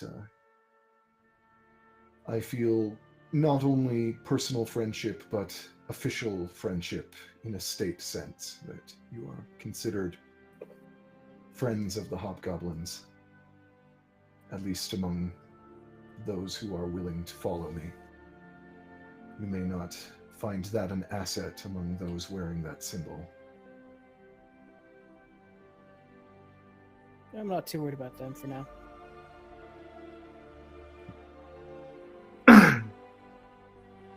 Well, we'll keep our eye open. We'll watch our backs. I wish all of you luck. And I hope that perhaps the next time I see you, I will be more capable of spending time with you and perhaps able to show you more of a welcome than I'm able to this day. Things are complicated here. Yeah, We look forward to it.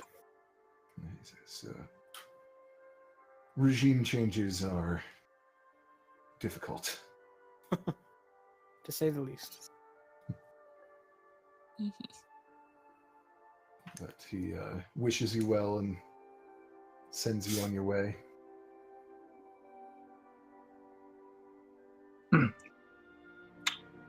And on your way out of Tomruk, you do notice that there appear to be a few hobgoblins wearing that symbol that follow you around until you're out of the city. None of them actually follow you out of the city walls. But they seem very suspicious of you. And Maybe we should have gone in with a disguise. I was gonna say on my way out, I stopped by that same Oh. tavern. Yeah. I think it's where the Yeah. Ox Brew. That was the name of that place. It's not paper note. That was not here. That Not the was, Ox Brew. That was in. No, not the Ox Brew. It That was was the Hobgoblin Hob- wine. Yeah, The You should get a Hobgoblin. recipe. You're a brewer now. Yeah. Better be on your character sheet. just because I have the brewer's kit doesn't make me a brewer. I mean, it's like a -2 or something, but hey, it's poisoners. -2. God. Anyway, sorry, continue. Yeah, you can stop in, and the woman that ran that tavern will sell you some hobgoblin wine if you want to buy some. Excellent. Try and get a recipe. They're not gonna give you the recipe. Ask Hey, anyway. Would I be able to try and stop at like a bookstore? I just want like a really good language goblin. Kind of that I could like study on my own and still kind of like learn language a bit. Yeah, I'd say you could probably find something. A roll or No, you can find something, and they will probably charge you 5 gold for. Yocastas. Yes, I do not remember how much she would have charged for the wine that they sell there, but Really? I think some like 2 gold a piece or something. yeah, I was gonna say I think it was like 2 gold a bottle. I'll just take 2. Okay. And I noticed that Jisoo has the language Well, of take 3. I Ooh. lied. Take 3. Okay. Let me know when you study that. I would love to become will do. proficient in Hobgoblin as well. Me too. Me too. Me too. Me too. Me too. All right. So I can speak with Guzmer in native tongue. Yeah. So because of your speed of travel, by the time you make it back to Bexlode, it is early afternoon. Wow. We make Should good we- time, you guys. I'm awesome. Stay here for the night. Sure. Head tomorrow without wherever we're going. Yeah, we need to figure out where we're going from here. Yeah. Are we headed to Gate? Or are we headed to Kaidon?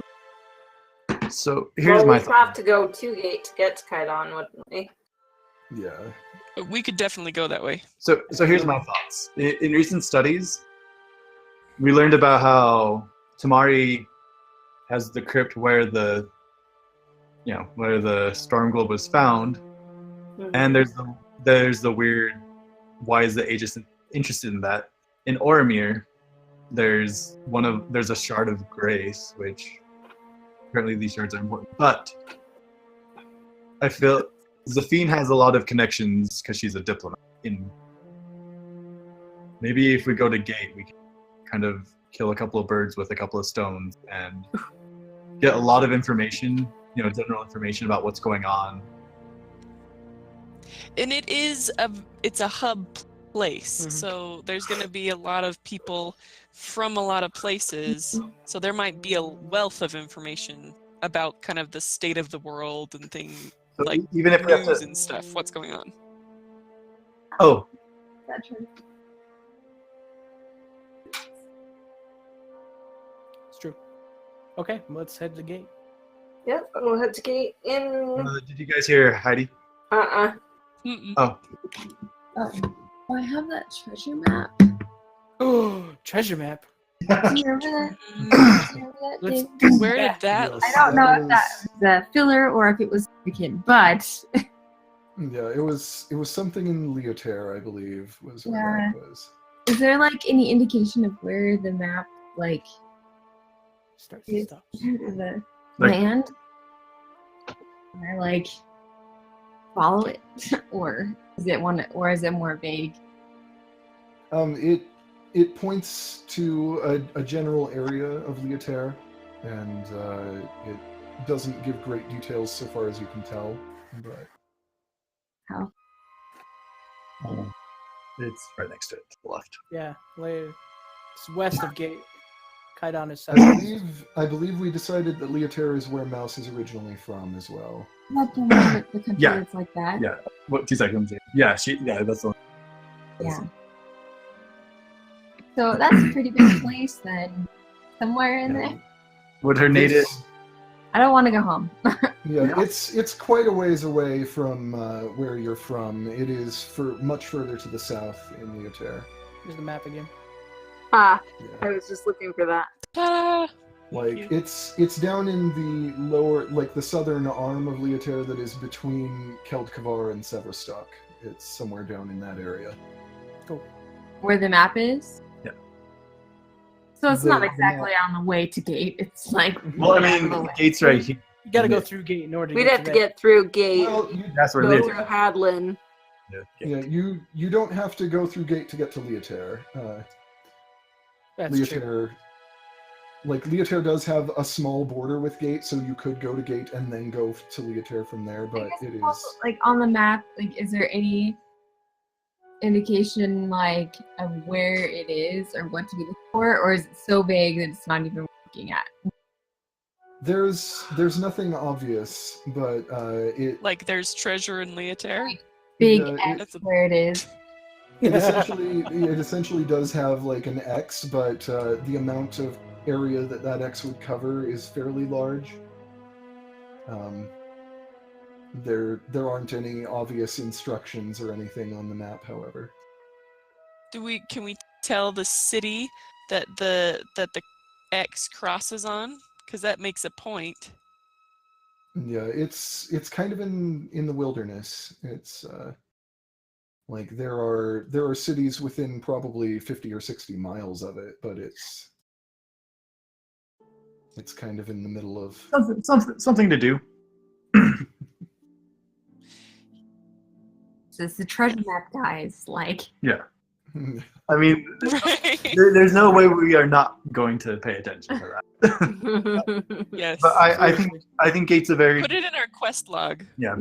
I think Gate's a very strong option because I feel like we could like try and gather some information. I'm sure there's better libraries there and Yeah. But yeah, Mouse, where you're from in Leoter is more in like the northern central area, so it's on basically the opposite side of the country. but none of us know that. Important to None of us know that. That's right. You didn't hear it. Going that direction, then Mouse will not be going that Does direction. anyone want to like go to like Leotar? Strong, Nope. like Nope. Yeah. Nope. you don't know. Why would anyone want to go to Leotar? It smells bad. It's-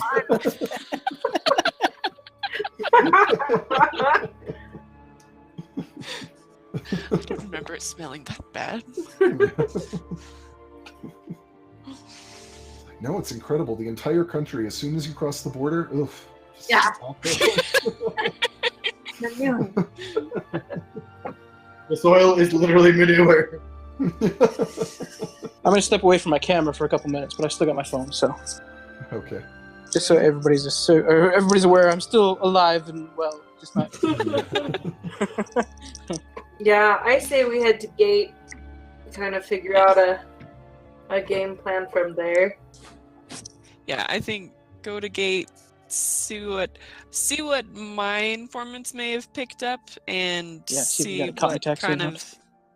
of see what current events are. See what we can pick up on. And Who knows, I Tamati? There remember might be a you fighting ring. Oh, there's a fighting rink everywhere we go. It's called me. Whoa. Shara, I remember that you had sent a few letters to your people. I do not remember what all of them were asking about, so I hope you remember to. She was asking about her parents. She was asking Was for asking word about- on her parents. Mm-hmm. For We can one always of jump them. back in the recording if we need to. Yeah, that's the biggest one that I remember. I remember sending one earlier. The first one was that I'm like let people know that I'm unavailable. And Okay. then I sent out instructions to ask for favors for information on my parents. Not just like, what can you pick up? I wanted to contact everyone that I had served as a diplomat in any function to see if they had any information, to really call those in. Okay. I just want to make sure that I have a note of that so that I can actually prepare responses to that by the time you arrive in gate. Right, yeah. So I'm not in active diplomat duty, but I'm still in the world and kind of trying to let them know where I am. Yeah. Gotcha. Ooh. Hey David, I would like to, we don't have to act this out, but I want to go by the halfling who was kind of working with me, well, who was at the other tavern, and kind of and give my condolences. Yeah, Arnold Welling's way. And I also want to check, because I had mentioned to his cousin to return the potion that was used as evidence. So I kind of want to pick that up. Okay. But I want to give him my condolences and say goodbye. And just... Yeah, he thanks you for all of your help, and sadly, he still has other family left alive, but his brother that was in the watch did not make it through everything that happened, and so poor guy's been through a lot. But he's. And I kind of want to apologize to him because I want to tell him, like, I feel like partially responsible that, like, maybe me doing that kind of helped push Rick over the edge.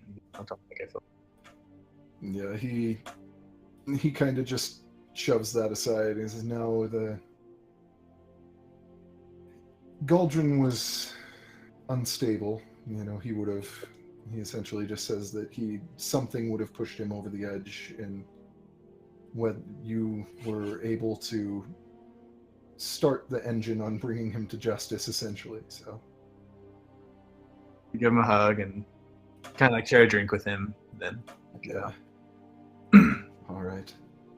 And he directs you to the watch office with a note to recover the potion that was used as evidence. You explain everything, and they're happy to turn it back over to you. Okay.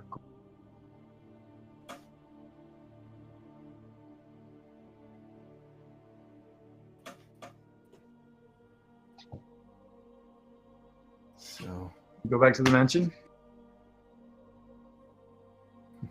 Right. Unless anyone else wants. Anybody have any other plans for what is most likely your last day in Bexlode? Oh, I also mentioned that I had harvested more of the chain of... Yeah, Scarlet Chain. I would say that if you go to the conservatory, that you would be able to actually not only harvest a couple of samples of it, like, since you're not under any time crush, nobody's going to stop you. You don't need to make a check for it. You're able to harvest enough for probably 4 doses, and you're also able to harvest seeds that you will use to grow more. Nice. You said 4, right? Yes. So that puts me at being able to make 7 doses. Yeah, nice. Yeah. You said I have seeds too? Yes. Yeah.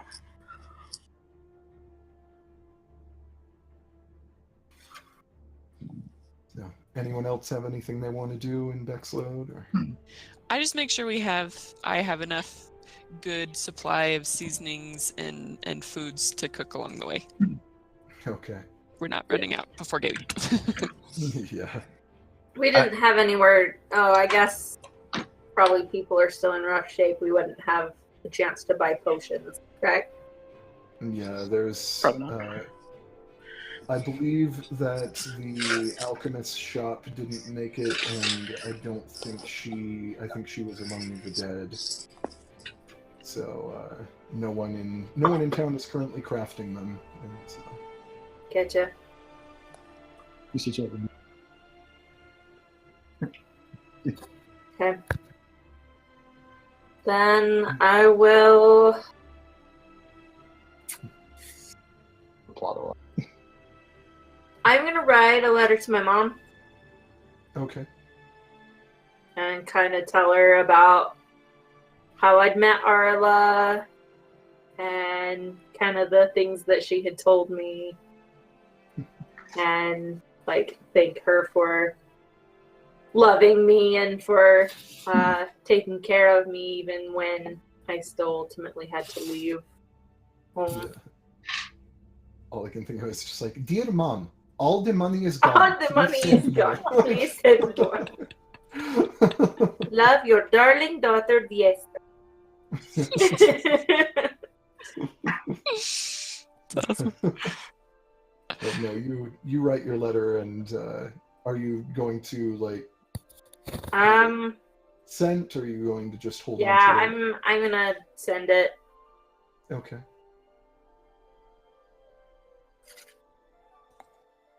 So you take that to letter carrier, and they ensure you that it will find its way there. Mouse is gonna like stay up really late looking for you. It's a code combo. The code combo? Yeah, right. It's the safe. Yeah. Gonna like stay up really late, like looking for it around the house, and she's gonna like end up sleeping in really late, and everyone's gonna be like, "Did we wake her up?" Like, Yeah. I like tickle her under the nose with my feathers.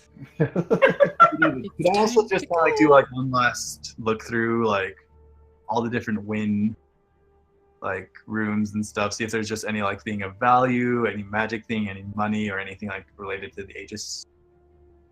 Kind of just like a last look over. Sure. Let's Why see. not?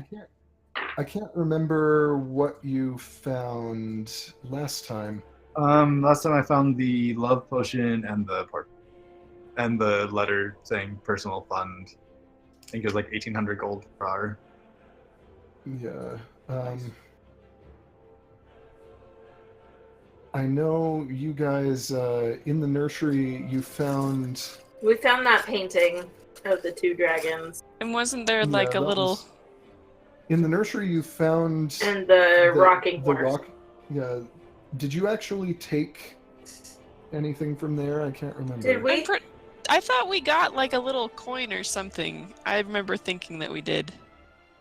Wasn't No. it like really dusty and you guys didn't want to like? It was very dusty. That's Yeah. true. Yeah, let's just go through everything and just unlock everything, grab everything we can. Rage Look up- loot! Yeah. Yeah. Find more crap to put in the bag. Burn of it down, build it back Yeah. up. Don't burn it! No. The Monty rage. Yeah, you do find the Aegis symbol in a few things. It is mostly stuff that you'd already seen it on, and it's usually fairly subtle where it's present. In a couple of places, you find it in a very old desk that is in one of the furniture rooms. You find that it was inlaid into the desk, and in very fine craftsmanship, that the symbol was inlaid there on the surface, but that it looks like it has been like somebody essentially took a dagger to it and tried to scratch it out, and that desk was then just thrown into storage in one of the furniture rooms, like the lumber rooms where unused furniture was kept. Interesting. Is there like a lock or like a drawer or anything on the desk? No, it's completely empty. You do go back to the nursery, and in the rocking horse, you find that there is a small locked box that is. That's right. inlaid. Yeah, you guys. I didn't remember if you guys had taken that, but that's right. You guys, you were worried about how dusty it was. That if somebody went looking, they'd notice, and so you left it alone, I believe.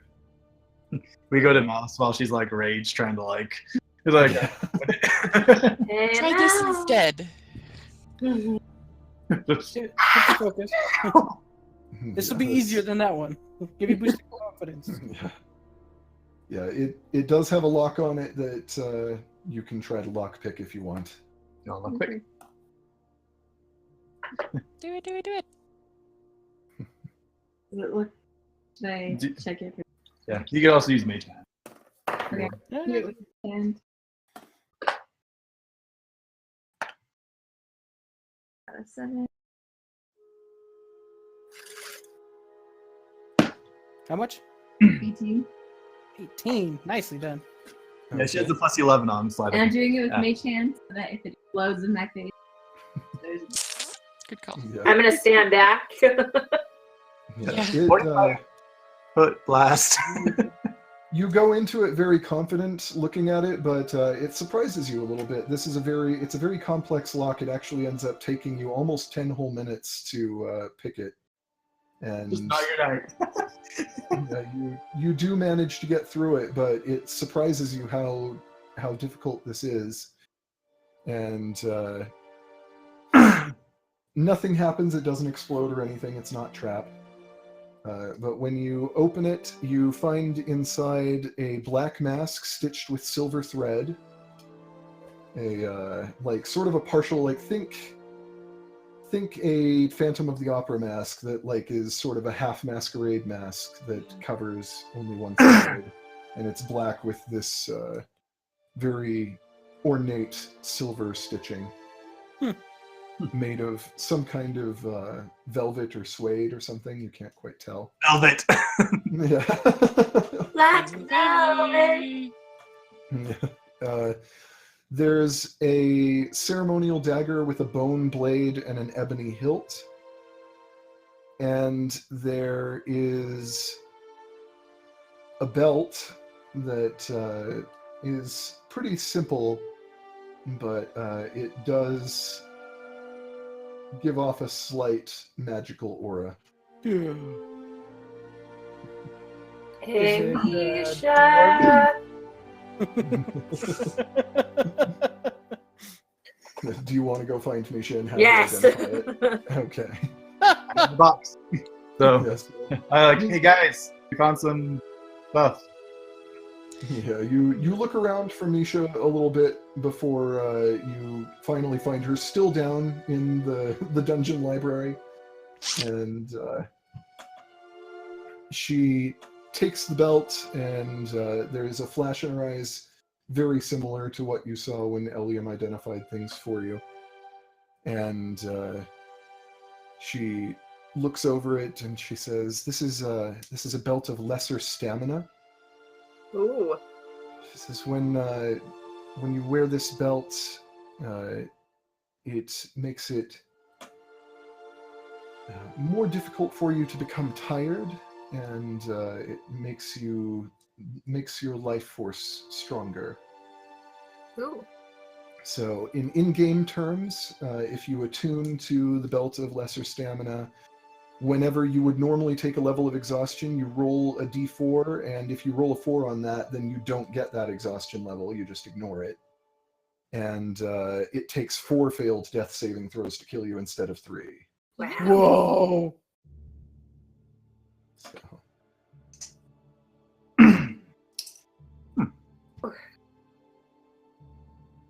So, and is there anything from the mask or the bone like that feels magical, or just that? no, just the belt. The mask and bone blade dagger are not magical. Well, since I recently just died, I might kind of just hold on to that for a minute. Yeah. Does anyone else? I mean, it's pretty. Pretty durable. sweet. And there's any close range fighter, especially. Yeah. Yeah. I'll just hold on to it for now. Okay. Cool. Sorry, guys. You're good. No, you're Yeah. not. Yeah. This is mine now. Sorry, suckers. Did we happen to find like any gold or anything, money for selling, or? It looks like probably a lot of the golds that might have been tucked away in places around here Kona found when she was going over. Yeah. It's already And, been combed. Yeah, so she She cleared out a lot of the gold that you would have found, but You're supposed to be a 50-50 split. She took her Oh. 50 yeah. and our 50. She's safeguarding it. That's right. Yeah. Well, next time you run into her, if you feel lucky, you can ask her. Yeah. I get 4 death save throws now. I think I'd rather stay on her good side. Yes, please. Yeah, you say that, Kona's just like, I'll fight you for it. I can punch you and then run away with my new feet. Yeah. Oh, and then while we're down there, I just tell Misha about when we spoke with the skeleton, just whatever new information. Not much, but... Okay. Yeah. Oh, I do ask. Bayor had mentioned that there was like a weird kind of nearby that were doing some weird stuff. Right? When we first met them. No. What now? When we first arrived and asked about the Aegis, he mentioned that there was like weird hooded people kind of like nearby town doing weird. But they had left. Yeah. Yeah. I can't remember who told you that. Was that I think it was Bayor. I think it was Bayor. Yeah. Yeah, no, like even if Bior was still in town, he probably wouldn't have a lot more to tell you about them. And Well, I was just gonna say, do we want to check that place out or just? I think we just head to gate. It's good. Sweet. If anyone doesn't have anything else, let's go to bed. Okay. And just since there might be some things that you could potentially run into on the road to gate, I think we probably ought to call it for the night. I know that this ended up being just kind of a wrap-up thing. We didn't do a whole lot. It was just sort of... We all got feet. That's Yes. I didn't. You already You had already yours. had one. Yeah. So, It's true. Maybe I got my not the reds most- and I got my feathers. I'm good. yeah, maybe not the most eventful episode, but It was good to clear up everything. It was good. Mhm. yeah. And of course, this means that, like, 70 or 80% of what I had prepared we're not even going to get to until next time. So. Told you, whichever direction you don't prepare for, we'll go that way. Yep. You didn't prepare for us just to stay in the area. Right. But yeah. Hey Daniel, what's your survival score thing? My survival check, +4. Well, not check, but +4. I am going to.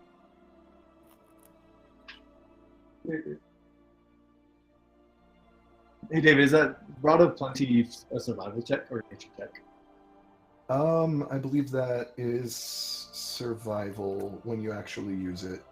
Well, I'm gonna give A fishing pole? the fishing pole. Oh, I thought I already had it. Okay, I'm not going to already. Basically, if you catch one fish, you get like 3 other fish. So. Yeah. Yeah. Win-win for all of us. Yeah, I was telling Daniel recently about some of the kind of system that we'll It's be cool. instituting for that, for fishing, that kind of thing. If you want, there will actually be like fishing quest lines that you can follow. So Oh man, yeah. I asked David about it before we even left Tannensold. I'm like, so tell me more about this Rod of Plenty. It sounds fantastic. yeah. Like, probably won't be using it anytime soon, but yeah, it may come in handy. Yeah, basically what I told him was that when you're near a body of water, you can make a survival check to try and find a good fishing spot. If you spend some time with like fishermen in taverns and local places, you might hear about legendary fish and the places they're believed to lurk. If you get some information about that, you can get a bonus to your check when you try to hunt down spots that have a higher chance than normal of catching a legendary fish. And once you've found a spot, you can make a survival check to actually fish, with bonuses based on the quality of the spot and your gear. With the Rod of Plenty being a magic fishing pole, you get a +1 to those rolls. I check the roll against a DC. If you get a bite, you roll a d20 and tell me what you get, and based on that roll, I roll on some tables to find out what it is. You then roll an athletics check to reel it in based on whatever it might be. If you succeed, you pull it in. If you fail, it either breaks your line, or if it's a big enough fish, it pulls you into the water. And once your catch breaks the water surface, the Rod of Plenty duplicates your catch onto its other 4 hooks. So if it's like the legendary fish, you get like 3 fish. Yeah. Huh? Yeah, So yeah, It duplicates on each of the 3 hooks. Yeah. let's have a fishing episode. Oh man. I'll just take the D&D, front row seat everybody. under the water. Just watch the whole thing. Tranquility, mind like water, patient. Oh man. Yeah, it'll be fun to Yeah. use that sometime. Yeah. Until all this stuff happened, I didn't know if you guys were ever going to find out that Eliam was Misha's dad. That was something that I've had in my notes since just before you took in the storm globe to ask him about it. So Wow. like I kind of like that's why when you walked into his shop that time to have the storm globe identified, you passed Misha on her way out. She'd been training with him that day, and so she was. Nice. Man, I've missed so much. Yeah, Go back and rewatch all our stuff just to recap of Like, everything. I've one of watched. the nice things about DMing is that although there are a lot of things that I actually foreshadow heavily, I also kind of try to just say things sometimes that I'm like, I don't know if there's anything here, but this can have been foreshadowing could if I go come up with somewhere. something later. Like, Let's see what happens if you guys catch on to this. so, Oh, like sometimes I will like drop hooks for you guys or things like that, and I have no idea where they go until you actually like indicate that you think you might follow that, and then I build it out.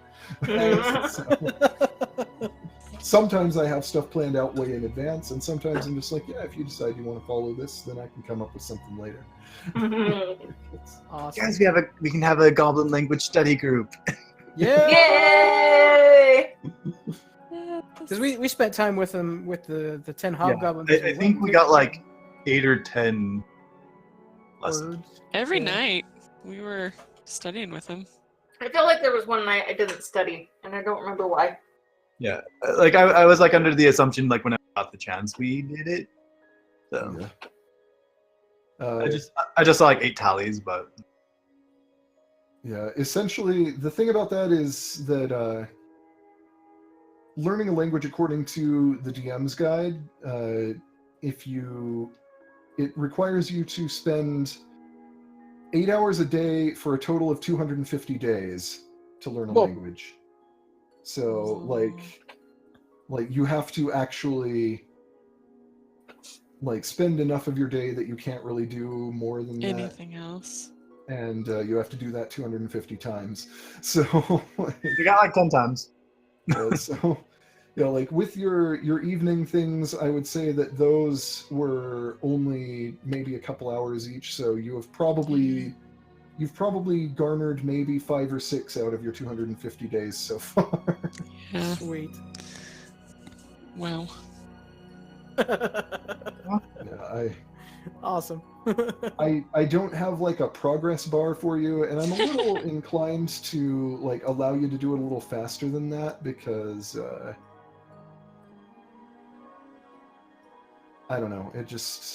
I think that's a little excessive, but Yeah, especially we all know like another language. yeah. I mean, they're not mutual, but it's kind of like, oh yeah, okay, like this. Yeah, I would say that I would cut down that number pretty significantly, but it also still is learning a new language, and that's a fairly complicated process. Pretty So. intense, yeah. Or I could just say screw it and try and find all this stuff in the ring, and then be like, which feature? Yeah.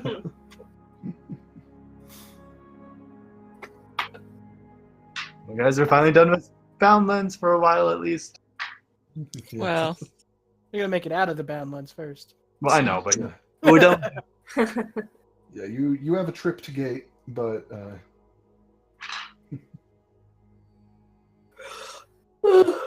tied So, up of most course- of that. To yeah. Yeah, of course you guys I you have so didn't much even homework still. you guys didn't even Speaking come of learning close to another meeting- language. You guys didn't even come close to meeting the NPCs who I like was saying I was preparing their tokens in case you ran into them. So Nice. because these are new people, you haven't met them yet. Ooh, fun. new people! I thought Hey. for sure on the way out of the Timbrook that we were gonna run into that ogre. Woo. Oh yeah. Yeah. I'm like, he's just like staring us down, and then he's just gonna walk by. And oh, okay. Yeah. I was like, oh, I'm ready for a fight. I'm ready. Let's go. Let's go. No. Okay. That was one of those things where I was like, I kind of would have been willing to turn that into a fight in the streets if we had not been getting on into the session, and starting a fight would probably have inflated us past midnight. Yeah, more than likely. Is it possible to like stop the game and just have like where we left off stay on roll 20? Yeah, I mean, even if you're mid-fight or something, we can stop. I just don't really like leaving fights unresolved unless we really have to. I mean, it's a good option if like a 5-hour event or something. Yeah. Yeah. But yeah. Yeah, I am both a little sad that you didn't run into some of the stuff that I prepared yet, and also happy that this will give me a little more time to flesh it out. Yay. I think it's good for you overall because you've been like very like like you've been sick and other things. So It's been a stressful week, so being a little bit ahead of the yeah. So I gotta tell you guys about Monday night. So Monday we had Maddie's birthday party here. Mm-hmm. And so my whole family was here. My table's still a disaster because I still got party stuff out on it. But I'm trying to put together the dream house. Good night. Night. Night. Good night. But I'm putting together the dream house, and I'm kind of half-heartedly cleaning up stuff because I'm tired. Mm-hmm. So about 2:00, I get this text that comes in, and my phone refuses to read it to me. So whatever, I'll just check it later. Fine. So I get doing stuff, and about half an hour later, I check it. And it's my mom. Like, yeah, your sister's in labor. She's at the hospital. Like, oh, crap. So 2:30 in the morning, I'm driving over to Ermac. It was there till about 6. Man, Yeah. it's crazy. And then the kids woke you up at what, like 8:30? No. Something like Nope. that. Didn't they? No, I went to No, bed. that was the day that I had to go. That was the grocery day you store. went shopping, and I woke up when you got That's home. right. Yeah. So essentially, they'd been like on their own for a couple of hours. Nice. Yeah, Ridley's in Blackfoot had a case lot sale, so among other things, I bought 64 pounds of pasta. Yes. Wow. Or Pasta for days. Yeah, we're That's stocked. Awesome. yes.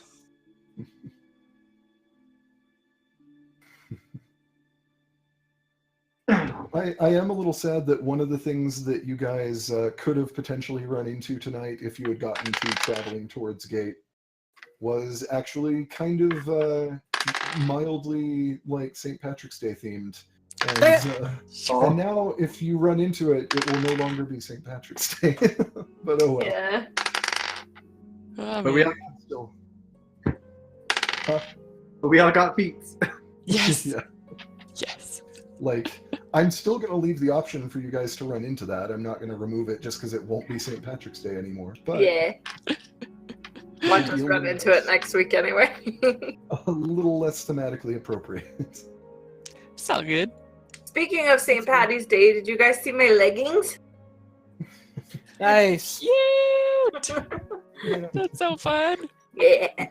So fun. I like the I'm hat. wearing green. I can't wear my headphones with it on, but Yeah. oh, there we go. There we go. Ta-da. I love how we're all having so much fun with this game, you guys. I was gonna say that's a long pause there. Yeah, I was like, We're all having so much fun. No, that's the end of the sentence. I love how we're all. and I fall over. that was my farewell. Yes. Hi, Mayor Mother. You know what they say. Doobie. What are you, broke? Nice. Well, I'm going to send Craig out of here now. Goodbye, Yeah. Craig. Bye, Just stop my Craig. recording too. So long, Craig. Bye, Craig!